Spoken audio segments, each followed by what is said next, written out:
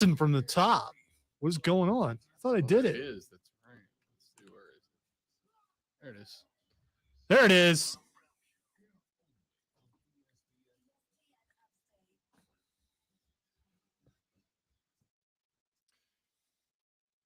Well, hello there, you beautiful people.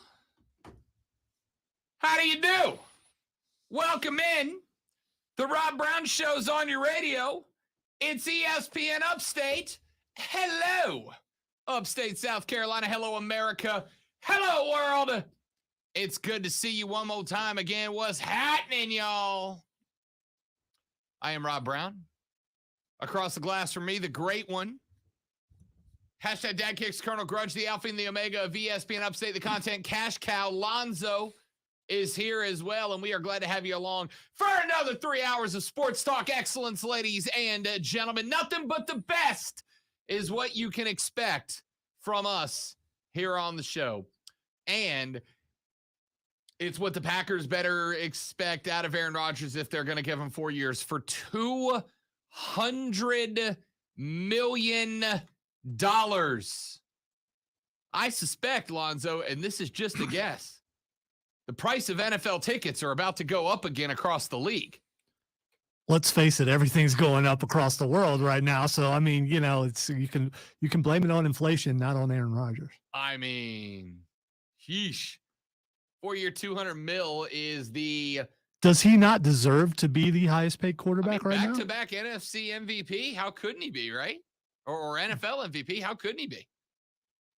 I think he's got to be. Like, who else do you pay more than A-Rod of the football persuasion? I don't think there is anybody else who deserves it more than Aaron. And just like when quarterbacks come up for a contract, everyone says the next one, and he's the next one, and the next one just happens to be arguably the best quarterback in football right now. So the back-to-back MVP. Who else could it be, right? We'll talk about that here in just a minute. We got plenty of NFL talk to get into, including, I got to tell you, I was trying to save most of it up for Thursday when we do a lot of Panthers talk with Rashad Beard. Lonzo, I have got, and I'm not kidding you, on the prep sheet today, about a paragraph worth of, so the way that my prep sheet works is that I type a summary sentence of the resource that I'm using for a story, and then I hyperlink it to the website the story comes from.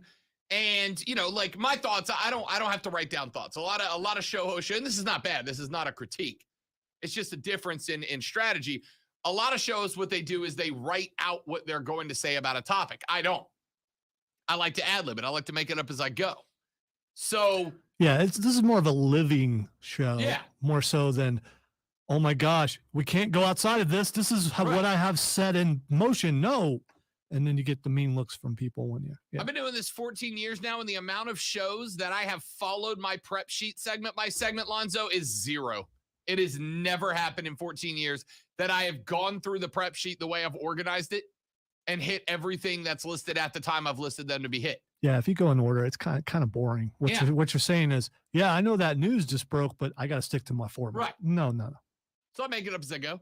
So basically, every sentence on my prep sheet is a hyperlink to a resource that I've already read and know what I'm going to say about it, right? I have got on the prep sheet today a paragraph worth of hyperlinks just for Carolina news, right? Just for Carolina news and analysis.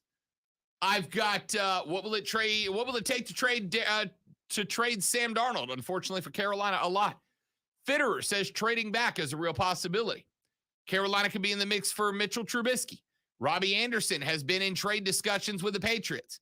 Christian McCaffrey is now officially on the trade block, according to insiders. The Panthers have also paused construction on their Rock Hill, South Carolina headquarters. Carolina allegedly never actually had interest in Kirk Cousins.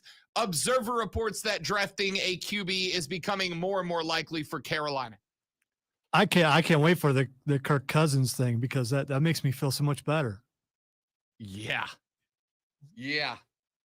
Remember last week it was Carolina's in the mix to bring Kirk Cousins down, but now those in the know in Charlotte are saying that was never actually a thing.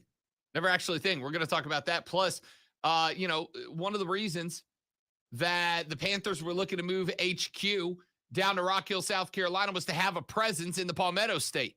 As they try to, we talked a little bit yesterday, they try to continue the 2 states, 1 team motif.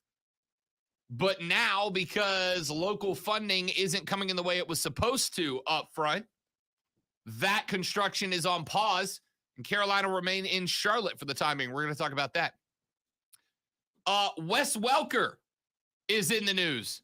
Not because of anything he did recently, but because of something he did a number of years ago back when he played with Thomas Brady. That makes me respect Wes Welker more than I did before. Tell you what that is later on in the show. ACC and SEC tournament brackets are set. They get started here in just a couple of days. We're going to take a look down the bracket, throw some predictions, prognostications, and projections at you. We got to talk about Calvin Ridley. We got to talk about the baseball negotiations and a whole lot more.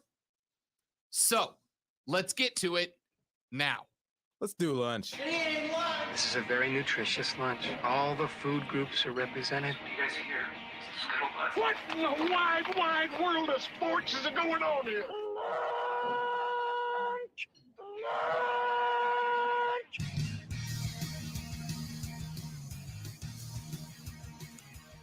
It is time for the lunch breakdown of 3 things you have to know before you go start talking sports with your friends, family, coworker, or the dog, whoever you spend your lunch break with. When you sit down to discuss those sports, these will be the things that you were talking about.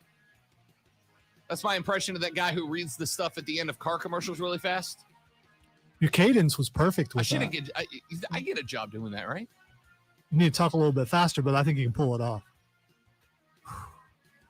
Well, let's break down the 3 things you have to know before you go start talking sports with your friends, family, coworkers, the dog, whoever you spend your lunch break with. This is what you've been talking about. This is the lunch breakdown.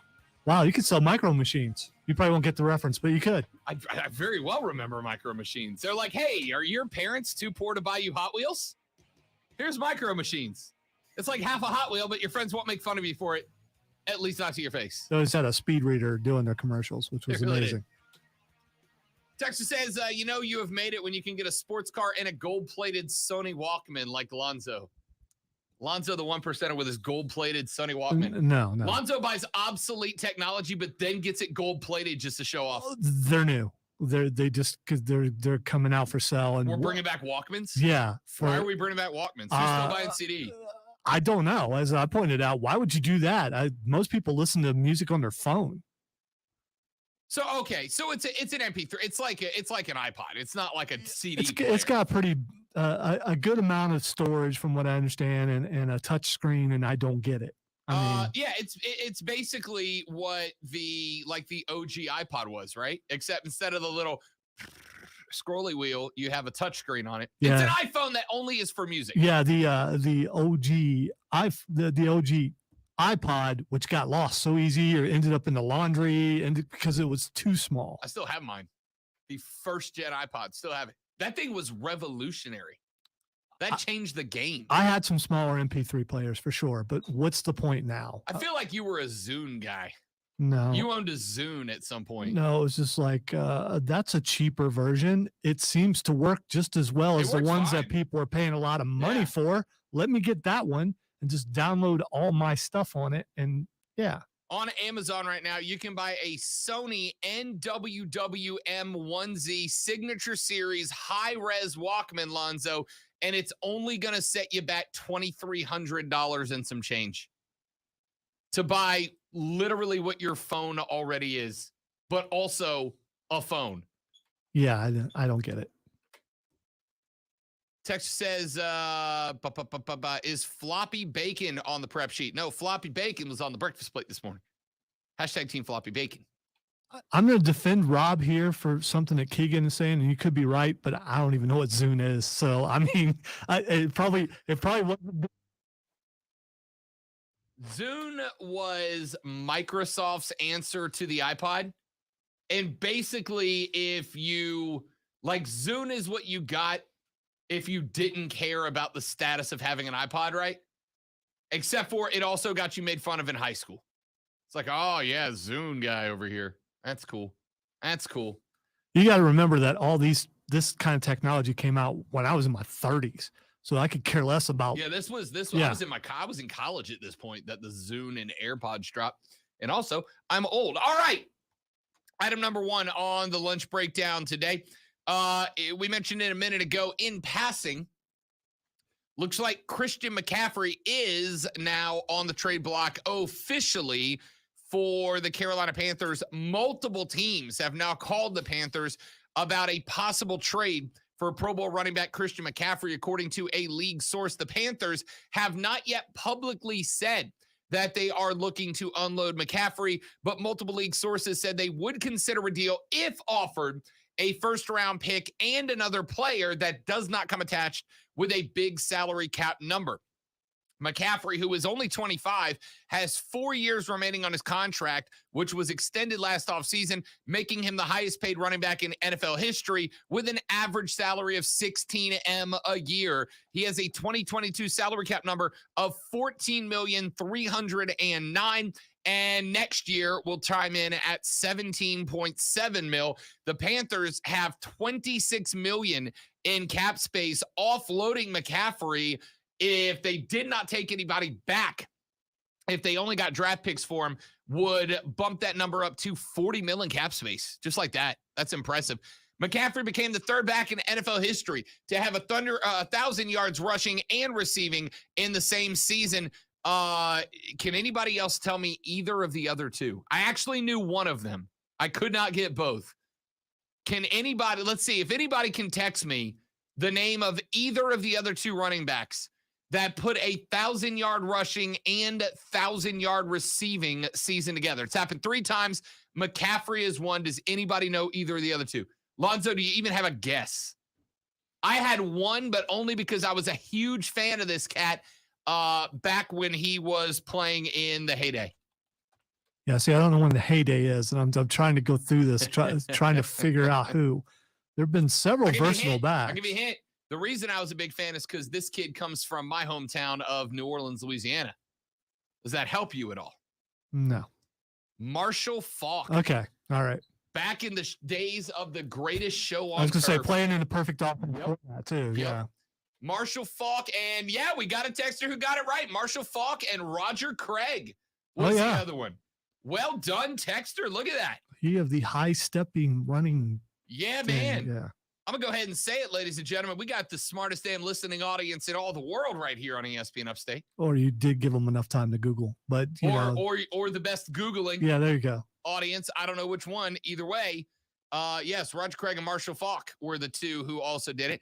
Anyway, McCaffrey has played in only 10 of the last 33 games, limiting him to 667 yards rushing, 492 yards receiving in 33 games, and played at only 7 last year, missed the final 5 after suffering the ankle injury in that November 28th loss at Miami. Also suffered a hamstring injury in week 3 against Houston that landed him on the IR. McCaffrey and his agents say that he will be 100% for the 2022 season. If you're Carolina and you are indeed looking to offload Run CMC, you better hope that's real. Think of the two guys you just mentioned, how far apart they were, and then how long it's been since another running back has done this, being Christian McCaffrey. That's how rare this is. That's what a great talent he is. Yep. It just isn't done. And you could say it's a focus of offenses more going away from the running back, but I think it's more capabilities. And this guy is able to do both those things. How would you not want him on your team? Oh, because he's hurt all the time. Well, there's that. That's the only reason. But if you are a team that's a player away, what if that player is someone like CMC? I mean, it doesn't always have to be a quarterback. Sure. It could be that one piece that adds that last little bit you need to get you over the hump to win the Super Bowl. And I think there's some teams out there that could definitely use them and not use them the way Carolina's using them, to the Which point. is too much, running him as an ISO back off guard. Yeah, I'm not saying he becomes a third down back or a slot receiver. He's still your feature back, but if you bring him to an offense like, let's say, Kansas City, or an offense that spreads the ball around a bunch, then he's not the focal point and he can stay healthy. We're going to talk more about that later on in the show. By the way, Fitterer said there was a report back in November that we were actively trying to trade him, and I told him that was not true. What I did tell him was, hey, listen, I'll take any call and make any offer you want, saying that McCaffrey was welcome to look around because Fitterer will consider any trade, but he is not actively putting McCaffrey out there, and that seems to still be true, though there is interest anyway. Neither one of us have ever played in the NFL, and we never shall, but how can you play in the NFL and not believe that there's always a chance you could be traded? Because you are nobody's sacred. Right. Nobody is. So anybody could be traded. That is correct. Item number 2 on the lunch breakdown. Major League Baseball has put today as the deadline before they begin canceling more games. According to ESPN's Jeff Passan, if the Major League Baseball Owners and Players Association cannot agree to a new collective bargaining agreement with by tonight, spoiler alert, they won't, adds another layer of pressure and could cause another set of cancellations. We have already seen an estimated 91 games taken off of the schedule last week due to the inability to reach a collective bargaining agreement. If today's deadline passes, Major League Baseball says it will cancel the second weekend of games. That would make it about 182 games off of the roster. Now, this does begin to add more pressure onto the players because there is a minimum number of games required that is set in order for a season to count against a player's time served, meaning that if you were on a roster, but you don't play X amount of games, that year you will get paid for it, but it doesn't count against time served, meaning if you're on a 4-year contract and in year 3, you only play X amount of games out of the full season, that doesn't count against your contract, meaning you still got one more to go with a full time served requirement. That's why there's a little extra added pressure on the players, because it will get to a point that if they don't knock this out and don't get the season started on time, all of them may be locked into their contracts with their current teams one more year, which of course is less about, I don't want to be here, and more about, that's one less year for me to go out there, hit free agency, and get that extra cheddar. We'll see if they come to an agreement today, but again, spoiler alert, they will not. And item number 3 on the lunch breakdown. I want to talk about this coming up later on in the show, but Lonzo, if you don't mind grabbing me the only clip that is in the folder today, there's just one. You know what? I'm not even going to set it up. Furman, Chattanooga. Slauson Gamble, Banks kicks. Jean-Baptiste, floater. DeSouza with the tip-in. Bob Rich, you can't believe it wasn't basket interference. Up 3, wants him to foul. They're drawing their play. He wants him to foul. They don't get the signal yet. They're wasting a lot of time. Bothwell looking for a 2. Will back up for the tie. Got it! 51 all, 4 seconds to play. Here's Malachi Smith with 1 blocked, and we got free basketball. All the chips on the line, a trip to the NCAA tournament. And Mike Bothwell forces overtime. He hit the game-tying 3 with 4.5 seconds to play. It's going hard left hand drop past Banks. Got it in! 4.3 left. They're looking to decide they want a timeout. They're going to let him play. Jean-Baptiste with 1. Heaves it for the win. Oh! Chattanooga with a game-winning shot in overtime. And a shot he will never forget. Oh, my goodness. And we got this shirtless crew coming on the court to celebrate devastating loss for Furman. They will review this shot. As of now, it is the biggest shot for Chattanooga. Unreal. March Madness in full freaking effect starting in the conference tournament. Furman ends up banking down a 3 with inside of 4 seconds left to tie the game. Chattanooga can't get one to fall to put it away in regulation. They go to overtime. And do you want to know what the definition of devastating is, Lonzo? Furman did not miss a shot in overtime. They were perfect, 100% from the floor in overtime, and lost on a 33-foot in the face of a double team heave that went down for a guy who started the game 1 of 10 from the floor. Jean-Baptiste started 1 of 10 from the floor, launches from just inside half court, a heave 3 into the face of 2 Furman defenders, and somehow it goes down. Unfreaking believable.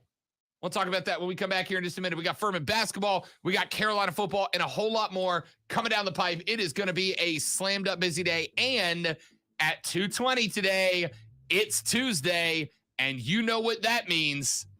Time for Lonzo's favorite segment, Faces and Heels. Stick around for that. It's all coming up on the Rob Brown Show and ESPN Upstate.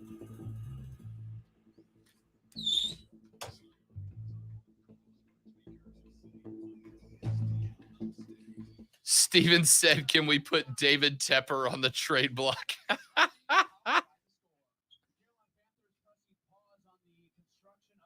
Give me 1 second, stream. Be right back.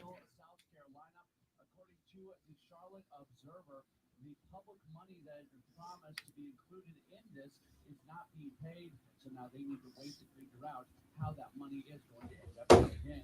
Clemson Basketball, they are opening up their run in the ACC tournament today. They are set to take on NC State. Clemson in the regular season, 16 and 15. They went 8 and 12 in conference play. For NC State, 11 and 19 during the regular season, 4 and 16 in league play. The winner of this game will match up against Virginia Tech. Download the Score app today, lightning fast sports alerts, so you never miss a thing. It's why the Score app is one of North America's most popular sports apps. With your ESPN Upstate Sports Center. No, you got to remember, Lonzo prides himself on being a contrarian, right? So if everybody likes a thing, Lonzo inherently dislikes that thing for the sake of its popularity. Does that make sense? Can we put Tepper on the trade block? Comment reserved. Do you think the Saints will be interested in CMC because Kamara's in trouble? Not for the price it would take, right? Again, like you're looking at picking up a contract that puts forward. I mean, the Saints are already what? We're like $40 million over the salary cap. There's no way to add his contract. Even I'm at the point. Mickey Loomis has done wonders for contract talks and getting the numbers down, but 14 mil on top of 40 million over is just, it's not possible, I don't think.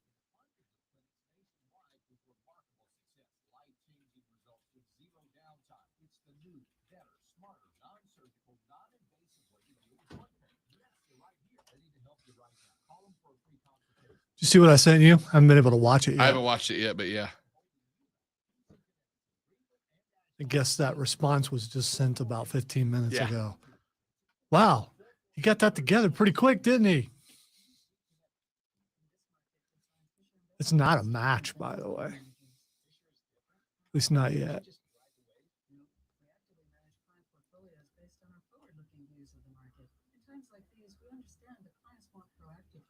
And guidance. You don't just provide cookie-cutter portfolios? No, we get to know our clients so we can tailor their portfolios to their specific goals and needs. We even offer resources on Social Security, Medicare, tax efficiency, and more. Our primary goal is to help them achieve a comfortable retirement. But you still sell investments that generate high commissions, right? No, we don't sell commission products. Fisher Investments is a fiduciary, the highest standard for a financial advisor. It means we're there for our clients and always put their interests first. So when do you make more money? Only when your clients make more money? Yep, our fees are transparent, structured so we do better when our clients do better. Uh-oh, Ryan Day is trending. Ryan Day is trending. Fisher Investments, clearly different money management. Investing in securities involved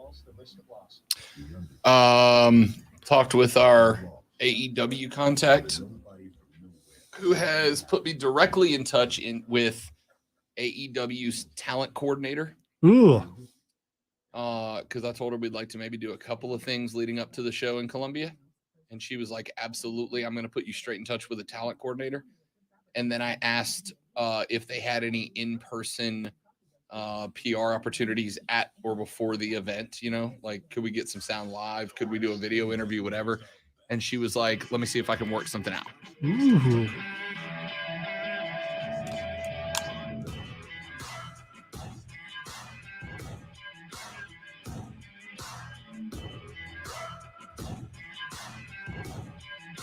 Talk to you about being out front on the cutting edge. I have in the last 24 hours, Lonzo, gotten about 6 different news organization dings on my phone about parachuting spiders invading the East Coast of the United States.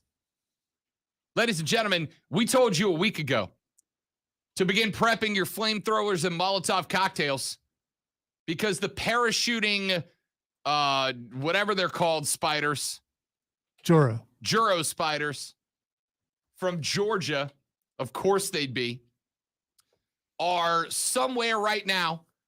Their little spider general is rallying the spider troops, preparing their spider parachutes for the full-scale Red Dawn invasion of the East Coast. We try to keep on top of these things for you, ladies and gentlemen. When there's a media barrage of something like this, it almost makes me believe it's going to be overhyped and we're never going to see them. Oh, look, stories like this, because if I ask you to list like the top 3 fears of Americans, like if you surveyed every American and asked the top 3 things that they're afraid of, they're going to be public speaking, anything involving being direct in a relationship, and spiders. Those are going to be the top 3, right? I can tell you, doing some yard work over the weekend, I saw the when I opened the shed, large amount of lizards, really big lizards. We're ready. We are ready at the compound. The lizards are ready to go, and they look hungry. I'll tell you, there's going to be a run on lizards in pet stores coming up. Because, hey, ladies and gentlemen, this is Izzy, my home defense iguana. So now I can say to my wife, hey, you got a choice here. Stop being afraid of the lizards or deal with spiders. No, not spiders. Parachuting assault spiders. Yes. You know this is the first wave, right? I'm a history buff. You know what? The first people that went into D-Day were who, Lonzo? Paratroopers. We sent in the dudes with parachutes go in first to soften up the LZ. See, now I'm worried about infiltration and things like that. It's not good. First, it's the parachute spiders. Next summer, it's going to be spiders with tanks are prepared to invade the East Coast of the United States. So they didn't make one calculated mistake. If they come into the Southeast first, that's our strong spot, right? We've been dealing with spiders for a long time. Just because y'all can float through the air, all we got to do is aim up a little bit now. I'm not insinuating we shoot spiders, but if they start parachuting at me, I'm not against trying. All right, let's get a couple of stories in here before we go nuts on the spider thing. So Furman last night, SoCon Tournament Championship, a ticket to the big dance set to be punched as they go up against Chattanooga in the Mocs. And boy, howdy, did March Madness go cray last night. Unbelievable. It started out with Furman down as much as a dozen during the regular portion of the game. Furman ends up fighting back, putting work in. They take the lead with about 6 minutes to play. The lead goes back and forth until the very end of the game. Chattanooga snags the lead with about 27 seconds left to play. Furman, with 15 seconds left, Slauson hits the dribble, drive, repeat, fadeaway 3 from the side, knocks it down. We got a tie ball game. 4 seconds left to play. Chattanooga goes the length of the court, throws up a prayer. It does not go. We're going to OT. And that is where it got disappointing, at least if you're a Furman Paladin. Furman went perfect from the floor in overtime. Did not miss a shot in overtime. Everything was falling. It looked like, as a matter of fact, at one point, because the lady friend's watching this game with me, right? Like she's a sports fan. But let me put it this way. She's like, hey, we need to go to Target. There's a few things we need to pick up. This is like 6:00. I said, let's go now. She said, why? And I said, because Furman starts at 7 and I need to be in the couch for as much of that as I can watch. She's like, well, I'm thinking we'll probably be there like 45 to an hour. Can you miss the first 5, 6, 7 minutes? I'm like, yeah, that's all right. First, jump of the ball, that's fine. As long as we're back. We get back, and she's a sports fan, and that she's like, I'll put everything away. You go watch basketball. I'll listen to it from the background.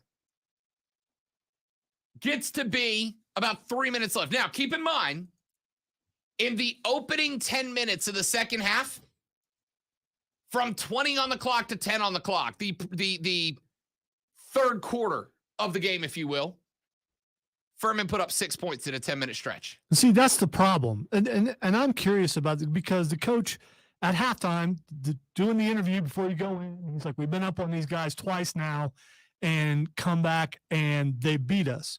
So what does he say to his guys during halftime? It didn't work because it came out flat. All 3 times they came out flat. Is that coaching?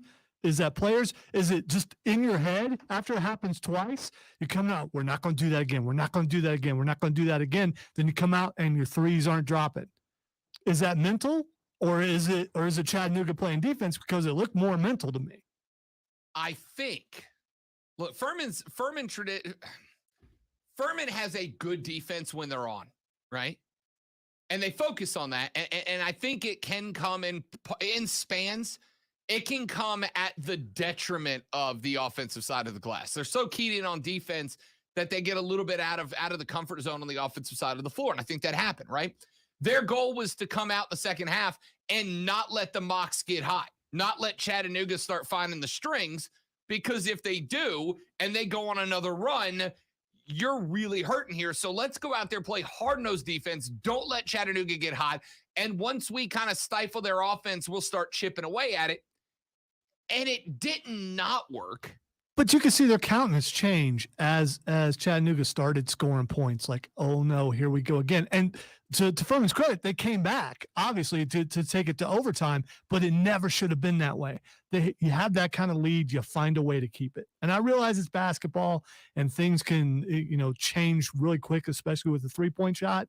But there's got to be a strategy, a way to stop these guys when this is a third game in a row and the same thing happens. It did. Furman, after we went from 20 to 10 on the clock, went on 2 different 10-0 runs to cut that lead back down. And again, lead goes back and forth. So we go to overtime. Furman does not miss a shot. Doesn't miss a shot in overtime. Didn't matter. Didn't matter. Because the only thing that matters is the final. And Jean-Baptiste threw up an absolute prayer with inside of a second left to go, got it off clearly in time.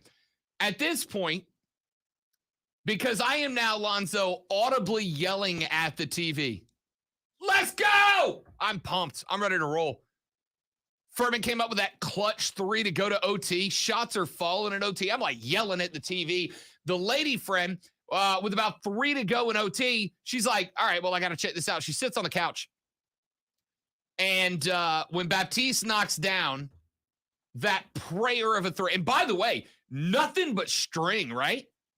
Like you see a lot of those that hits the glass and banks in or rattles around on the rim and then falls. Nope, nothing but string music. It goes down. They zoom in on 2 or 3 of the Furman players who just, and understandably so, fall to the ground with their hands covering their eyes.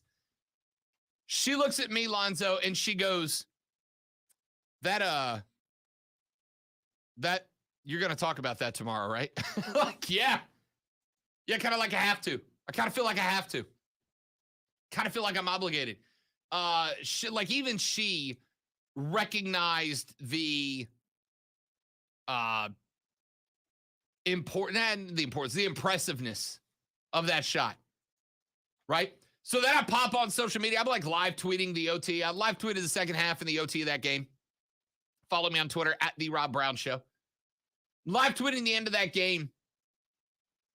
And after that shot falls, and this is why I know March is great, I pop on Twitter, Lonzo, and about 3 separate scrolls worth of tweets are just all people going, "Oh my God! Are you kidding me, Chattanooga? March Madness, baby!" That's it. Social media blew up because it was incredible. Like, that's why postseason basketball is fantastic. That's the reason. What we got last night is unbelievable. All right, let's take a break. When we come back here in just a minute, Calvin Ridley suspended for all of next NFL season for gambling on games. And there are a lot of people, even Tayshawn here in the Facebook chat is saying, is this not a bit hypocritical from the NFL? The answer, kinda, but it doesn't really bother me that much because that's how life works sometimes. I'll explain what I mean when we come back. I'm Rob, he's Lonzo, and this is ESPN Upstate.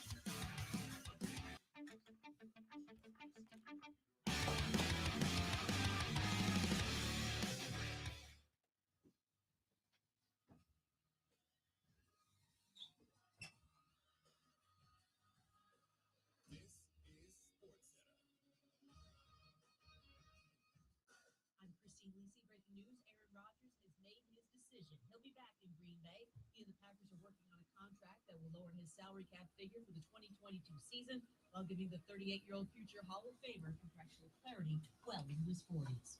ESPN's David Newton's reporting the Panthers have gotten calls from multiple teams about a possible trade for running back Christian McCaffrey. While they are not shopping him, the Panthers would consider it if offered a first-round pick and another player without a big cap number.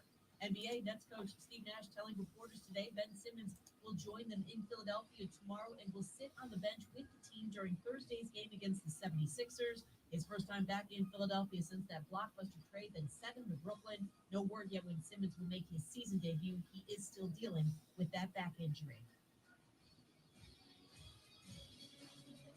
From the Ingles Market Studio, this is ESPN Upstate. ESPN Upstate. An Odyssey station. Whoever said the more the merrier she wasn't in charge of hiring new employees, because the more unqualified candidates you have for a job, the more difficult your hiring can be. And that can make the process, well, not so merry for you. Thankfully, there's ZipRecruiter, which you can try right now for free at ZipRecruiter.com/hire. ZipRecruiter's powerful technology finds the right candidates for your job. But unlike other sites, ZipRecruiter goes deeper. ZipRecruiter matches people with people, and you can personally invite your top choices to apply, because the perfect hire is more than a list of qualifications. It's an individual. ZipRecruiter makes hiring the right person easy, and that'll keep you and everyone else very merry. 4 out of 5 employers who post on ZipRecruiter get a quality candidate within the first day. So try ZipRecruiter for free today at ZipRecruiter.com/hire. That's right, free. Once again, that's ZipRecruiter.com/hire. ZipRecruiter. Okay, it's a great promo. Jerry Mary's Family Auto Shop needed a small business. I'm sure it is. I'll listen to it. Promo. You know, it's weird when you're like scrolling through Twitter and then you see someone in a Peppa Pig outfit and they appear to be rapping, and then Spider-Man joins in, and I don't want to turn the sound up. Ad-lib or No. Come around here. I believe you. Yeah. Actually, I could send it to you. I will send it to you.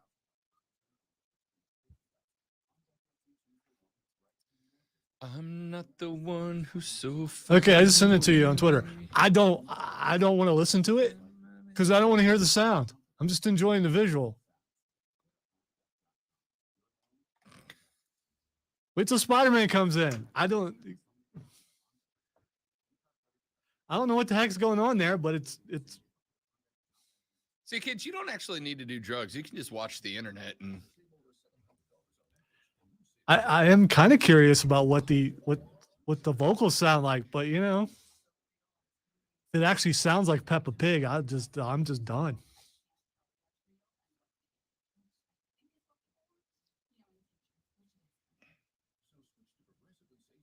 It's one of those, someone's trending, I'm trying to see why, and then I come across that.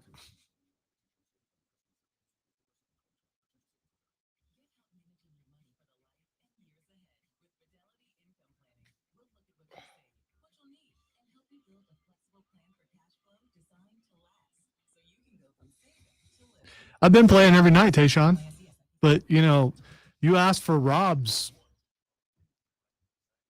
gamer tag. You never asked for mine. Yeah, you never asked for mine. I have to say.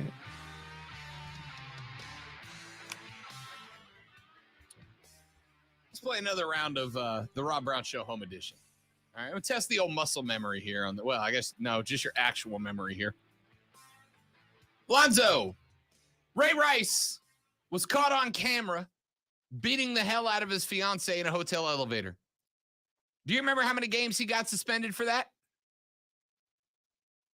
Actually, I don't, but I thought he didn't. I think right away he was able to play, and then the video came out, and then he was done. 2 games. 2-game suspension. I thought it was more than that. I don't recall him playing. Suspension. Okay, if you say so. Adrian Peterson, felony child abuse. You remember how many games he got suspended? No, but I guess you're going to say 2. 6. 6, okay. 6. Greg Hardy, one of the largest men in the NFL at the time, beat the hell out of his girlfriend. Also got knocked plumb out Saturday. Good. To the point where he did one of these. I'd rather see McGregor. See, here's the difference. No, I was going to say Conor McGregor, at least I just don't like him as a jackass, but he also punched an old man, so not really. Anyway, Greg Hardy beat the hell out of his girlfriend. Initially a 10-game suspension. It got reduced down to 4. Ezekiel Elliott hitting a woman, 6 games.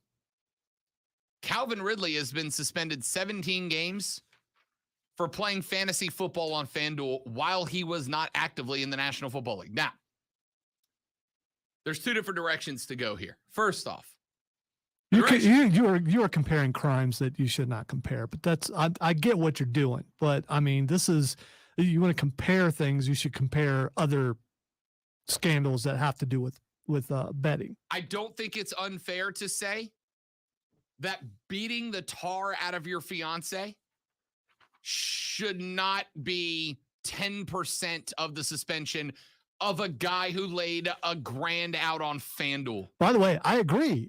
All those cases that you pointed out, they should have been suspended at least a season. I completely agree. But as far as this goes, they were waiting for this. I think so. This was a message to send to everybody. When you decide to partner with these kind of groups, this is going to happen eventually. So the first person to get caught is going to pay dearly so that you can keep it in everybody else in check. So Calvin Ridley suspended for an entire NFL season for betting on the NFL. And effectively what he was doing was using FanDuel, which, by the way, is a partner of the National Football League, to play fantasy football. Now, FanDuel, for those of you that don't know, I've not used FanDuel, but it's effectively a like a weekly fantasy football thing. So instead of playing a year-long thing, you join a league, you set your lineup week by week, and you can have the pick of any players in the league, and you gamble on how you think your lineup's going to do, right? Sponsored by sponsor the NFL. And there are a lot of people who are asking, isn't that hypocritical? Is it that hypocritical? And the answer to me is no, right? Like, no. Of course they're going to do that. It's $1 billion industry, sports gambling. Your boy is a sports gambler, right? I put coin on games. Not a lot, but I put coin on games. As a matter of fact, tomorrow I will be having a meeting with the folks at BetQL to potentially be doing some national hosting for them down the line, talking sports gambling. I am not against it. In fact, I'm for it. I enjoy it. I like it. It's fun to me. Maybe it spices up the games a little bit. do it responsibly and be careful.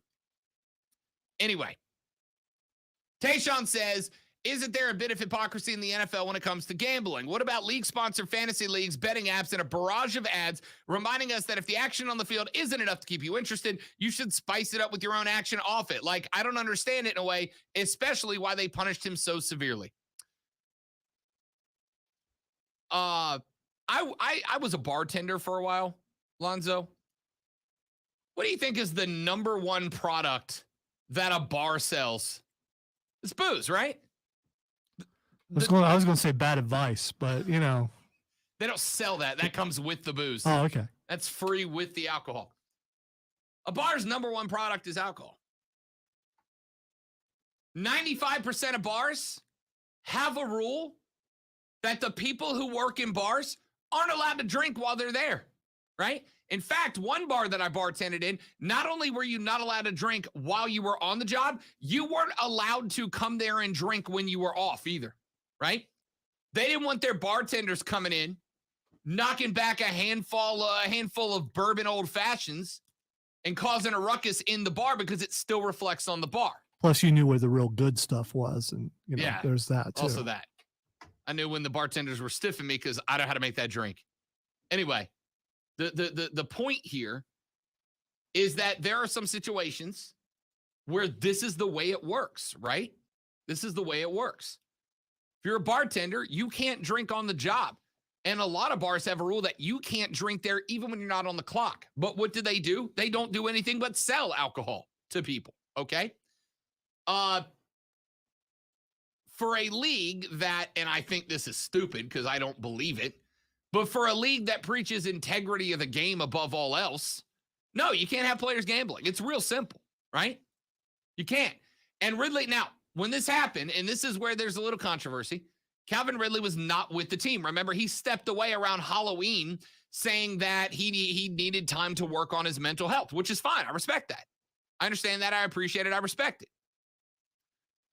But it doesn't matter if you're with the team or not. And somebody went and put together a super cut of Calvin Ridley catching footballs and then making questionable yak contributions to the team. That is to say, catching the ball and then running backwards or slowing up and letting a pursuit. Now, I'm not saying Calvin Ridley at any point had money on those games and was going, the under set at 27 and we're at 24. I better chill on this, right? See, I think it's a conspiracy theory. Yeah, as far as that, I mean, you could do that with just about anybody. Right. I mean, it's just like with audio, we can make anybody say anything. Somebody responded to that with Tyreek Hill runs backward as much as he runs forward. He absolutely does, to the point where you're like, what are you doing?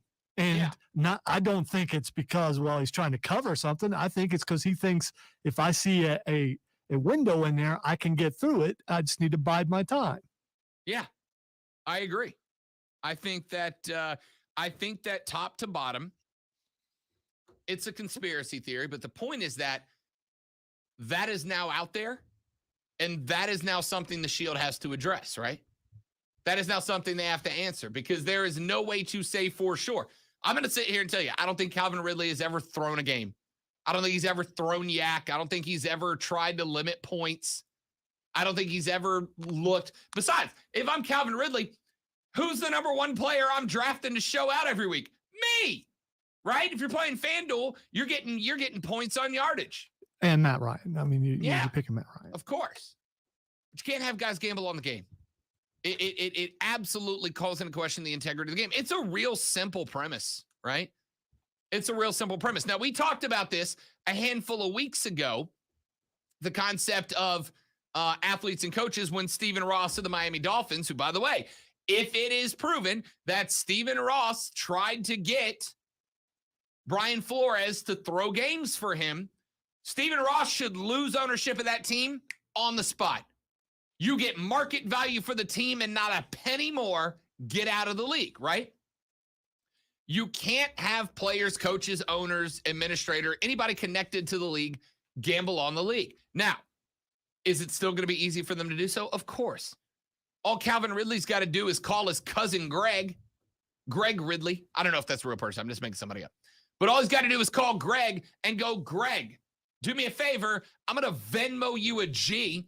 Set this lineup in FanDuel for me. I'll let you keep 10% if I win. Nah, there's too much traceable things there. You go to Greg's house, you have the 1,000 in your pocket that you just took out of the bank. Sure. Little bits and pieces here and there, so it's not noticeable that you just took out $1,000. Then you have them do it. Not that I would know. I saw a movie or something. But you get the point, right? Like, there's ways for them to still do it. But you make it as tough as you can, and that's part of what the suspension is. Part of the suspension is good luck, everybody else who plays FanDuel in the league. If we catch you, this is the bar now. The bar is a 1 season-long suspension. And by the way, Calvin Ridley ain't getting paid next year. He tweeted out, I ain't got a gambling problem. I only bet $1,500. Lonzo, that $1,500 bet just cost him about $15 million. Worst bet ever. That's why the league did this. It's not hypocrisy. They can promote something while telling their employees, but you can't do it. A lot of businesses do that. They are trying to lay the hammer down so that this doesn't get out of control. Back after this on the Rob Brown Show. Prisma.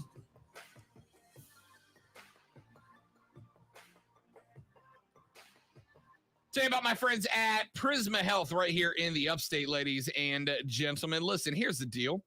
If you find yourself in a spot where you need some kind of medical attention, and it doesn't matter what that is. Maybe you're an athlete, you got banged up in that pickup game this weekend and your ankle's not quite right, and it's making that weird clicking sound. Oh, it's just me? All right, well, anyway, if you got that, Prisma's got a team of orthopedic specialists who can help you with that. Maybe you have problems sleeping.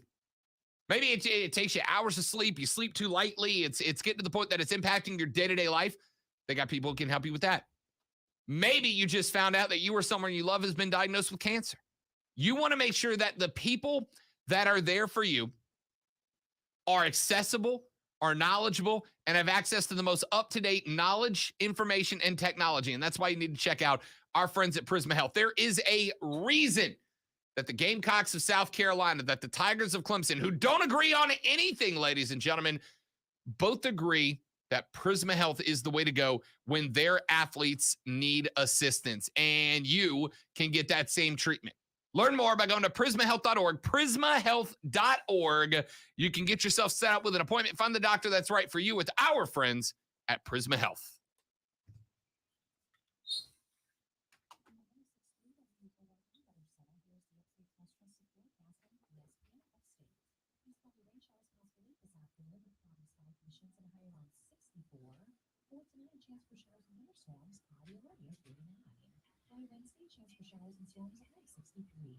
Meteorologist Jennifer Winchinsky on ESPN Upstate. Currently, it's 58. Mom, have you booked me for my braces yet? I'm starting middle school this year. With everything happening this summer, I don't have the time or even the money. Don't worry, Mom. Your email just suddenly go down every once in a while? Or is it just mine? I mean, it logs me out. Oh, yeah, it does do that. Yeah. Okay. Yeah, I just had to relog in. Okay. So maybe it was. Skittles gummies? I'm intrigued. I'm not going to say no. Keegan, where'd you find that? NFL Genius. Do you have a link to that? Can you send me a link to that? Tayshawn, I'm going to be on probably late tonight. So if you pop on, we'll see if we can get lunch. Can you only play with 2 people at a time? No, I think you can play with 4 total. You can put a party together? Yeah. The way it is, though, if you bring someone in, you've got to stay in that area. Yeah. Because you try to go out of the area. Cameron and I experienced this. Fog goes up. Yeah. And you can't get through it. So the way I understood it was, unfortunately, call fog. Somebody in. It's only for the the boss of that area. Yeah. So as long as you don't beat that boss, you Right. can run around and do Right. stuff together. And as soon as you beat the boss, They go. Yeah. Yeah. Because we were going to an area where there were ballistas of fire. Yeah. And we couldn't get over to fight the ballistas because, yeah. I called Tayshawn into my little world. And then he got there. Oh, really? It debuffed him down. Okay. He's saying the fourth is an adversary, so you can only have 3.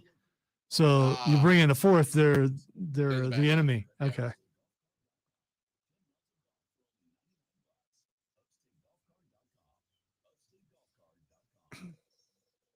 I don't know why I want to see this movie, but I absolutely do. My wife really wants to go see it, so I'm going to take her to go see it. I mean, like, it's got Oscar from The Office, who I love. Channing Tatum is a guy that I absolutely should hate, but he has won me over in just about every not Magic Mike movie I've ever seen him in. I'm down for Brad Pitt in comedy roles. Sandra Bullock is one of my favorite human beings. And Harry Potter's an evil psychopathic billionaire. Let's go. Why not? It's a good date night film, looks like. Yeah, exactly. I haven't had one of those in a while, so. Oh, I thought our date night went very well the other night.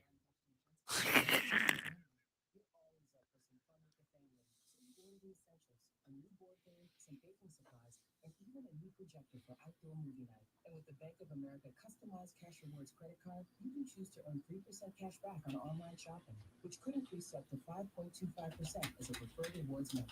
Rewards which you can put toward an extra treat that everyone will enjoy, like an old-fashioned popcorn machine. Visit bankofamerica.com/more-rewarding and apply now. Copyright 2021 Bank of America Corporation. This report is sponsored by Freedom Plasma. Did you know blood plasma collected by Freedom Plasma is used for several life-saving therapies? And did you know you can earn hundreds of dollars safely donating yours? Go to freedomplasma.com or call 864-377-8115. Start earning cash and saving lives.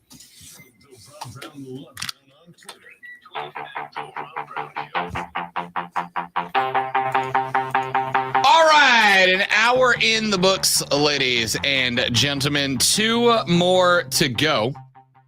844-GSP-ESPN. The preferred home services text line is 71307. Start your text with ESPN. Keegan has provided me with a resource that's very interesting, in that the NFL apparently has a system set up in play to track NFL bettors within betting systems. And Calvin Ridley got caught by that. It's really interesting. All right, we'll have more on that story later on. A lot of Panthers news around the corner and more right here on the Rob Brown Show on ESPN Upstate. Grab a water. Be right back. Thank you, Keegan. You're a legend.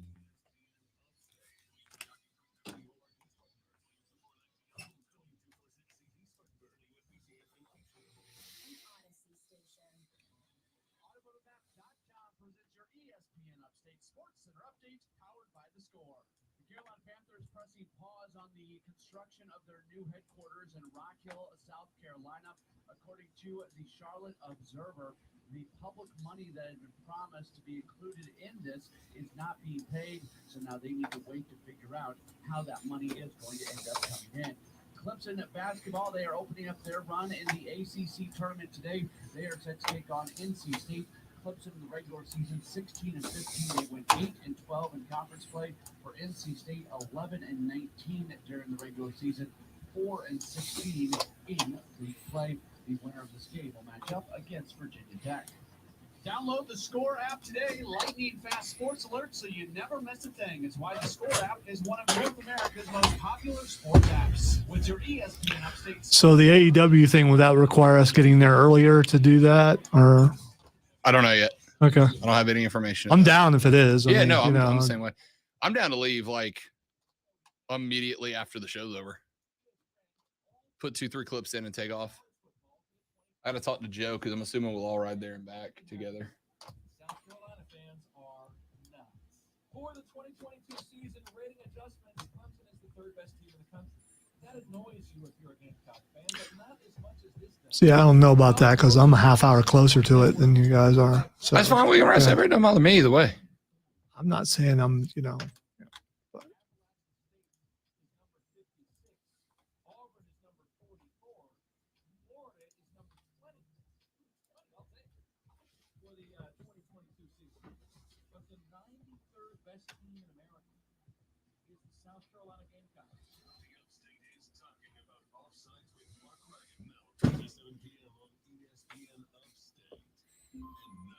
message from your smart speaker. I know you're out there, touching things again. But who was there for you when you didn't want to touch anything? When all you had to do was ask, and you got all the information you wanted from a trusted source. Still the best way to stay in touch with upstate sports happenings. Go ahead, touch your nasty phone. See if I care. On air, on your smart speaker, or any smart device. Don't give me any of that. It's not you, it's me nonsense. This is ESPN Update. Warning. For an official Rob Brown lockdown. Represents being real.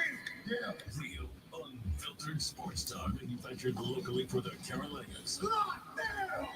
This is the Rob Brown Show. Yeah. Only on ESPN. ESPN Upstate. Hour number 2 of the Rob Brown Show. This is ESPN Upstate. Hello, Upstate South Carolina. Hello, America. Hello, world. It is great to be with you. I am Rob. The great one, Lonzo, is directly across the glass from me. Be a part of the show at 844 GSP ESPN 844-477-3776. You can text us on the Preferred Home Services text line at 71307. Start your text with ESPN and we will read them on the air. And you can tweet us at The Rob Brown Show, at Lonzo on Word, and tweet everybody at the station at ESPN Upstate. All right. Let's run through some of this Carolina Panthers news and notes. First off, because it's a paragraph of it. First off, what will it take for the Panthers to be able to get rid of Sam Darnold, get him off the roster, get rid of that money? The answer is a lot. And it's not just because it's a lot. But on top of that, according to Albert Breer of Yahoo Sports and one of the authors of Monday Morning Quarterback, which if you don't follow, I suggest you do. He says, quote, "The perception of Darnold around the league is very likely at an all-time low. And if the Panthers are looking to move on from their disastrous deal, they'll have to make it worth the next marks while." He used the word mark, right? As in anybody that Carolina gets this guy unloaded to is a clown being taken advantage of. That's what a mark means. You wrestling fans know, for you who don't, it's an old carny term, an old carnival term. When the guy who sells the potions and elixirs, when the guy who does the illusions, the old shell game, finds the guy in the crowd that he goes, that guy's adult, I can trick him. That guy's the mark, right? And Breer has now said that whoever they send out to whoever they send Darnold out to is a mark. Breer said, quote, "One player I talked to a few people about was Sam Darnold. His value has cratered, and it sure seems like Carolina might need to eat some of his money to deal him," end quote. Which is not the first time that Carolina has had to deal with this in the last 2 years. Because remember, they had to pay some of Teddy Bridgewater's contract last year when Teddy Bridgewater played quarterback for the Denver Broncos. That's right. He was up in the mountains, and Carolina was still shipping him a paycheck week after week. How's that working out for you? And now Albert Breer is now saying they might have to do it again. You know, you said week after week, and you were talking about, I was wondering what the laugh was for. Now I get it. I just wanted to know if he did it on purpose or not. Yeah, now I get it. Absolutely. Absolutely. Texter says, ESPN, I hacked the Bluetooth speaker in the restaurant downtown, and now the whole place is being terrorized by your voice.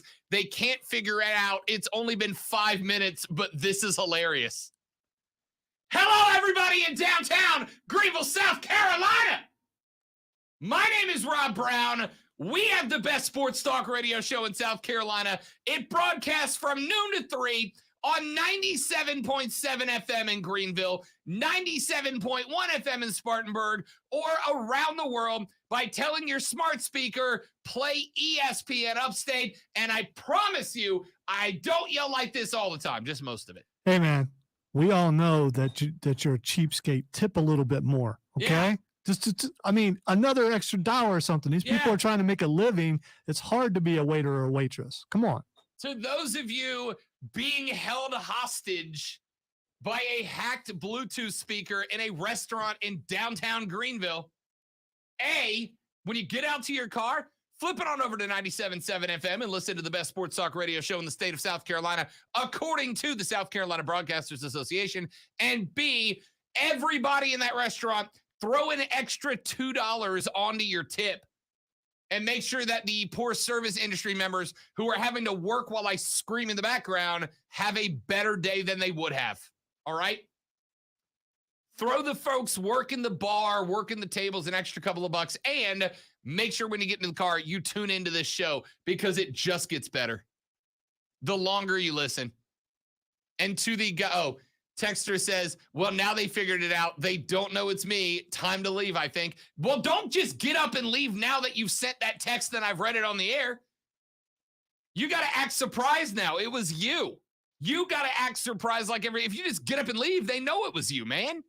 Think this out. And don't do the, man, wonder how that happened kind of thing. Because you're kind of pointing, don't do that. Waiter, what was that raucous coming out of the speaker moments ago? And how, per se, did it end up on your speaker? Heavens. I couldn't imagine. I can't imagine the person actually talking that way, but I guess it's a possibility. Absolutely. Which the waiter says, hey, boy, you ain't from around here, are you? Here's the question, Lonzo. In the 6 minutes that they were held hostage by us, was it good enough for them to go, might as well leave it on? Or are we already off the speakers? Well, I think he kind of implied that, if they figured it out, they figured out how to change it. So, Texter, I won't read it on air, but will you please tell me what restaurant you were in? Because I will go there for lunch today after the show. So walk in and be like, what's up? I'm here for a burger. Also, I'm on the radio. Have you heard my show? Could be a more upscale restaurant, in which case, you may not be able to get a burger there. Fair enough. It's possible. I need to know, Texter. I need to know what sad group of service industry members you held hostage with my voice. All right. Second story coming out about the Carolina Panthers.